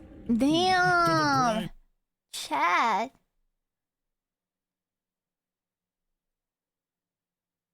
Hear me out. Knee deep with me. Oh my God. I love it. 10 out of 10. 10,000 out of 10,000. 100 out of 100. What happened to the cat? Oh no, the cat. He was too Portuguese to live. No! No! What happened to the cat? Where's the cat? Yeah. Where's the cat? What happened to the cat? Where's... Hear me out, and just another tentacle monster. Yeah. Let me guess. Next time, you guys are gonna be like, oh, if it doesn't have tentacles and a mask, PP is not into it. Where's the cat? Where's the cat? Awkward. Where's the cat? Meow. The cat making Mark immediately love the game is relatable as hell.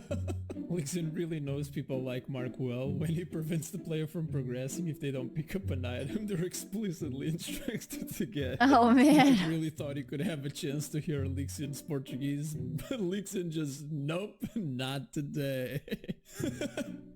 Yo, why my furniture starts floating? I was like, what? What do you mean?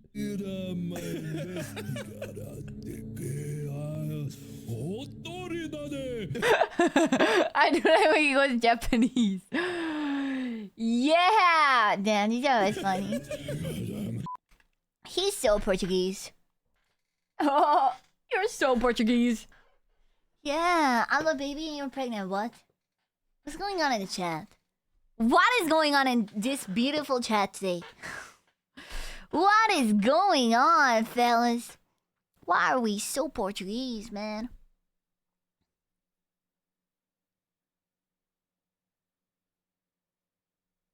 Nothing? Are we sure it's nothing, chat? Are you sure it's nothing?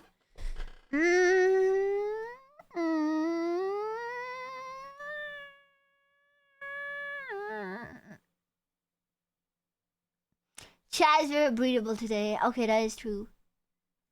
Chat, idiota. Filmboy Writer has the curse of Spanish where you're learning Spanish and you only want to speak Spanish. I have that curse too, okay? And people got mad at me in Discord because I would only speak Spanish. But to this day, I kind of want to speak more Spanish in Discord than I do English. It's divisive. I'm impressed that he can make Portuguese sound so much like gibberish. Yeah, I mean, I'd say Portuguese is a lot harder to read than Spanish, for me at least. But that's because I don't know the pronunciation rules. I feel like in Spanish, there's not that many. There's only the J as H. And then there's like I don't know. What's wrong with learning another language? There's nothing wrong with it. It's just that people feel inevitably left out when I always go straight for the other languages channel. And they'll be like, oh, here's Pee speaking Spanish again. You know? You learn Spanish though? Yeah, but I like to practice it, you know? I like to, you know, to fresh up on it. It's still new to me. Again, it hasn't even been half a year since I started learning Spanish. To me, it is still very much new, okay? So, yeah, the double L and the N. A friend of mine has problem with Portuguese because of words with ich or n. Isn't it like ni? Like, I'm pretty sure NH is ni. But I don't want IH. Or is it le? Is it like filio? Fio? Fio? Fio da puta, mano. Fio da puta, mano. Yeah. Filho da puta. Filho da puta. Caralho, mano. Filho da puta. Arrombado. Whenever people speaks another language, I just take it as a learning experience. It's super fun. I learn how to say ass so far. Culo. Tu culo. Mamma huevo. Culo. Should we watch in a match per favor? Or no? It's pretty late. It is 6 hours. Nino is Nino. Yeah. It's just, that's how I saw it. PP's like, why are you? I fuck with your accent heavy. I'm Romanian, man. I'm Romanian. It's crazy that we still have Twitter chatters. I thought you guys would have given up by now. Fio is more like Fio, isn't it? It's Filio. Is it Filio? Filio da puta. Filio da puta. It's only been 3 hours. Shut up, Rico, bro. It's been 6 hours, bro. Yeah, you know. Okay, let's chat. Let's chill and chat a bit. Chill and chat a bit. Filio da puta. Filio. Am I getting somewhere? Filio.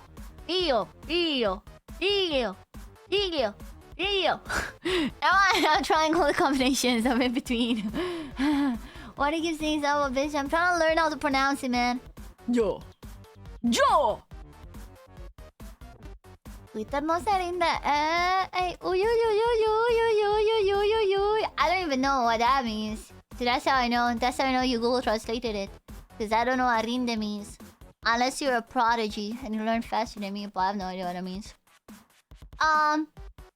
Fio da puta. There doesn't give up. So would be the infinitive form rendir? They be like, oh, like giving like. Is it rendir or render? Rendir. So then would it be yo rendo or rindo? No, cause it only changes for the third person, right? So it'll be rendo. No, rindo. Oh shit, never mind. Yo me rindo. Ah, it's a reflexive. Filo da puta. Yo me rindo, tú te rindes. Él se rinde. Ellos se rinden. And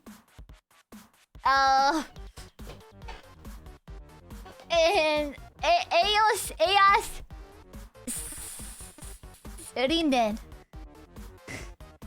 And then in past it'd be yo rinde. Yo rinde.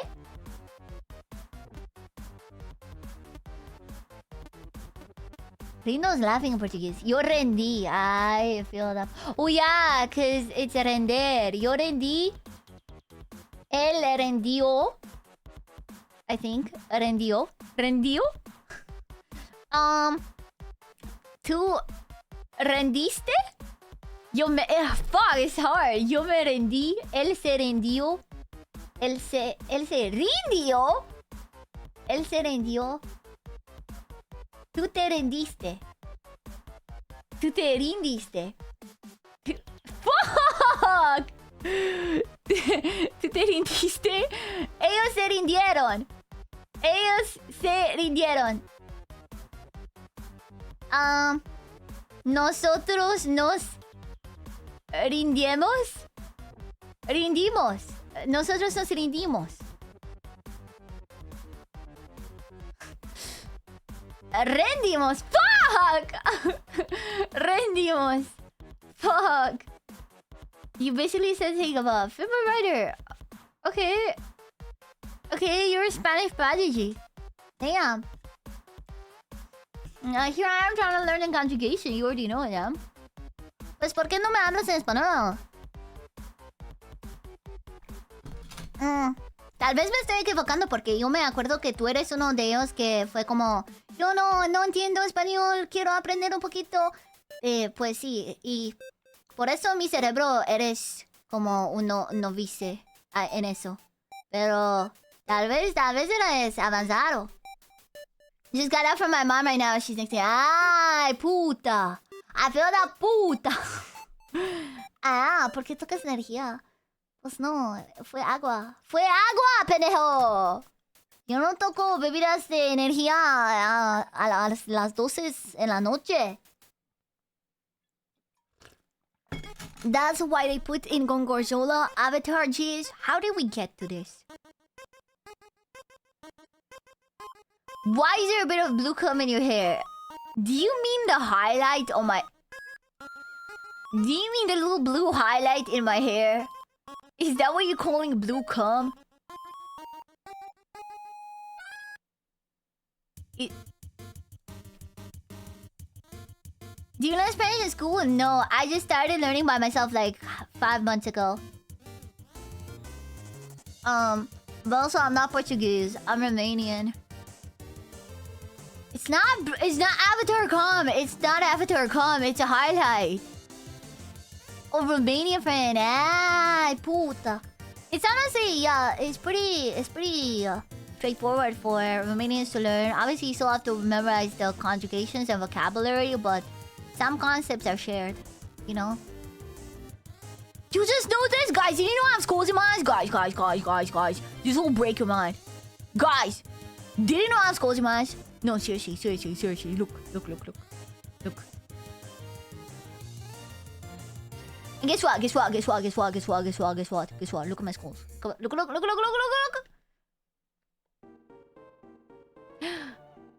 Never mind, I was lazy. Wait, look at this one. The skulls in my eyes have hearts in their eyes. Oh, hee pee pee hee.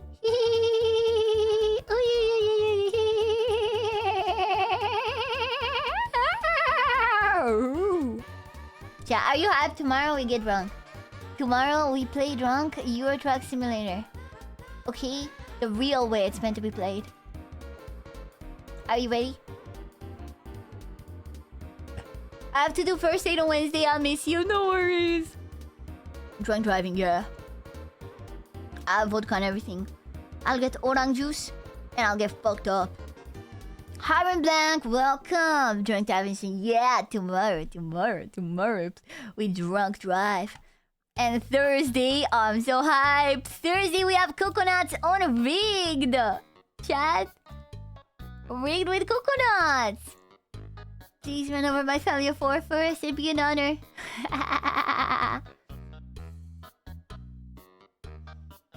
Did you prepare some trucking songs? Not really. I assume the game has a soundtrack. I don't know, actually. I don't know. We'll either have my playlist or we'll get other things. We'll see. We'll see. We'll see.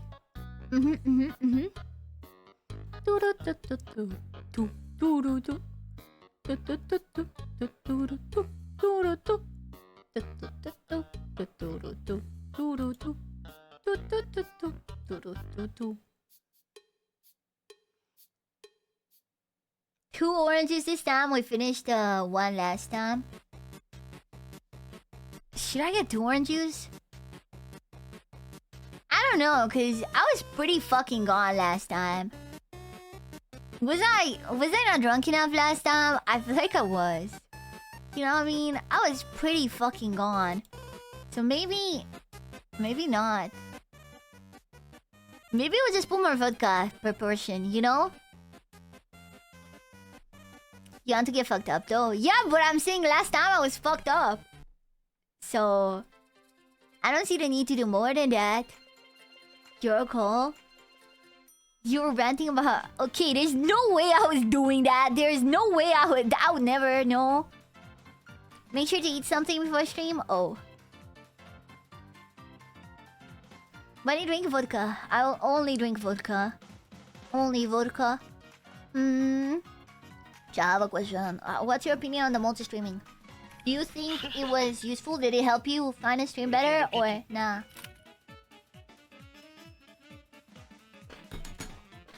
You know what I mean? I'm just curious if to do it from now on. I'm gonna be honest, the only reason that's making me not want to is how absurdly ugly this chat is. You know what I mean? Yeah, for the average Twitch viewer, it's not gonna make a difference. I'm talking if there was like Twitter people that would normally not get the stream notification that got to see better. I think the dual stream make the stream lag more. Yeah, maybe it's not worth it then. Think with the flower and blanc. Vaca or vaca? Vaca. Ooh. Not being able to interact with the other chat and vice versa is definitely sad. Yeah, but the other chat, I'm gonna be honest, it's not really anything going on in there. It's like the straight message every now and again, chat. I'm gonna be honest. The most apple so he asked me vaca or vaca. I picked vaca. Ooh. Yeah, chat, you know what? I'm gonna end stream and I'm gonna do my first Japanese lesson. Tomorrow I'm gonna be Nihongo Jozu. Desu ka? You know what? I'm gonna get both Renshu and I'm gonna try the Duolingo one and I'll see which one I think is better. Didn't have that much of an issue with dual streaming. It won't load hardware as much if it uses the same encoder, but the bandwidth may be an issue. I had a very weird fuck up where like the entire Twitch stream got fucked up to the point where people had to restart the entire apps or close the whole tab to fix it. Like no amount of refreshing would fix it. Like actually a very fucked up glitch. So I don't know. Yeah, that happened. Yeah. Yeah, Nihongo Jozu. Yeah. That's how you know I'm taking VTubing being serious, chat. I'm becoming Nihongo Jozu for the industry. How the fuck does that happen? I don't know. I'm really curious what it looked like. Apparently it was like actually fucked up. But yeah, we'll see.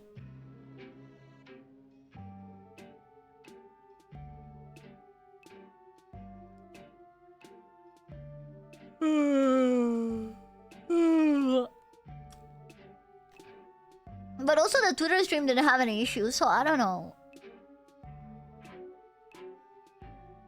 You have to teach us. Honestly, I just want to see if I'll be able to. You know what I mean? Because obviously it's a language that's completely different from Romanian compared to like Spanish. And yeah, it's completely new territory for me. So I'm curious if I'll be able to. So I'm gonna be honest. Sometimes I do things just for power scaling's sake. Not even gonna lie, man. Not even gonna lie, chat. Sometimes I just power scale IRL because I want to see if I'm able to do it. So this is a bit of a power scaling moment where I'm like another example is when I made that 3D model. That was a power scaling moment where I was like, yeah, let me try to do this. Chat. Okay, I've been looking to commission 3D model as I told you. And I knew it was gonna cost some money. But then I was told, like, obviously, there's a lot of work that goes into it. I know this very well. And I was still like, $2,500. And then I don't know why, suddenly a part of me was like, you know what? I could try to make another one myself. You know? For some reason, I don't know why. But another part of me just kind of went like, yo, you know what? I could definitely do that again. I was like, yeah, you know, for some reason, I just suddenly feel like I could make a 3D model. But at the same time, no, I shouldn't, because it's always gonna be worse. It's always gonna be worse than someone. I already did learn Blender. I already made one, but like, it's always gonna be a bit worse than a professional one, obviously. You know? But yeah, would it be funny? No, because I already did. It's just the problem is it's based on my 2.0 model, so I'd like to remake it. But like, it was a lot of pain. So again, I think I'm gonna buy a body base that's already like weight painted and stuff. And then I'll see, chat. I'll see. I can show it to you. I always show this. Again, I told you it's a power scaling moment. So I am low-key a bit proud sometimes. Like, yeah, this is my first attempt at 3D model. It's okay for a first attempt, but as a professional model, it lacks. Okay? This is it. It's based on my other model. It's like, it's fine. But you see, it doesn't look as good as the other ones that people make. You know, the ones that look straight up the same as the VTuber, you know? It's also the fact that it doesn't have outlines enabled, but I'm pretty sure I tried to do that in Unity, but like it didn't look as good as I wanted it to. So I don't know. But yeah. Shows the topology. Oh no, this is where it gets bad. This is where I get exposed. There you are. There's the topology. The hair is a bit of a mess. I was like, whatever, just make it work. And the hands are probably my worst parts, not gonna lie. Like, these hands, they're just... Look. I tried. They look so... Like, the fingers are weird. Oh, no. But this one would be a lot simpler because I would only have a t-shirt, you know what I mean? The hair would probably be the worst part. You know? No, this is an old one. That's my old one. It was very nice when using it in VR chat. It worked. You know, it worked. How many polygons? I think it was like 2,000 something, bro. I remember because I was getting I was getting warnings. Is there something on whipping? Yeah. Not the worst thing in the world. Yeah, like, it's like I try to keep it with squares. I think it's a bit heavy. Like, I probably could have done away with a lot of these, but I didn't really know how to optimize it. This back of the knee does not line up with the art for it at all. You know, it's like things like that. I know the shoes are a mess, but I didn't really care that much about the shoes. I was like, whatever. And her face, I struggled a lot with getting the cat mouse to be proper. You know what I mean? I was like, oh, dude. Oh, dude. Ow. Ow. It was your first time 3D modeling? Yeah, I did 3D sculpting a bit before. Like, a year before, I tried 3D sculpting in Blender. But modeling, that was it. I didn't do retopology. I just made it from scratch. Like, I made it from the cube. You know what I mean? I made it from the cube. I was following a tutorial and just trying my best, okay? But it was genuinely made from scratch. Again, so there's a lot of resources. So I would genuinely, right now, I'm sure I can find a good body base. Like, just Google, like, I'll just search 3D model VTuber flat girl base, and it's probably gonna be like maybe $50 to $100 usually they go for that type of thing, and I'll pay that. And then I'll just build my hair and my eyebrows and my clothes and change the proportions to fit me. And then, you know, I'll just try to make it work, I guess. And then the texturing should be easy because I drew this model, so how hard could it be to redo that? Even though texturing in Blender is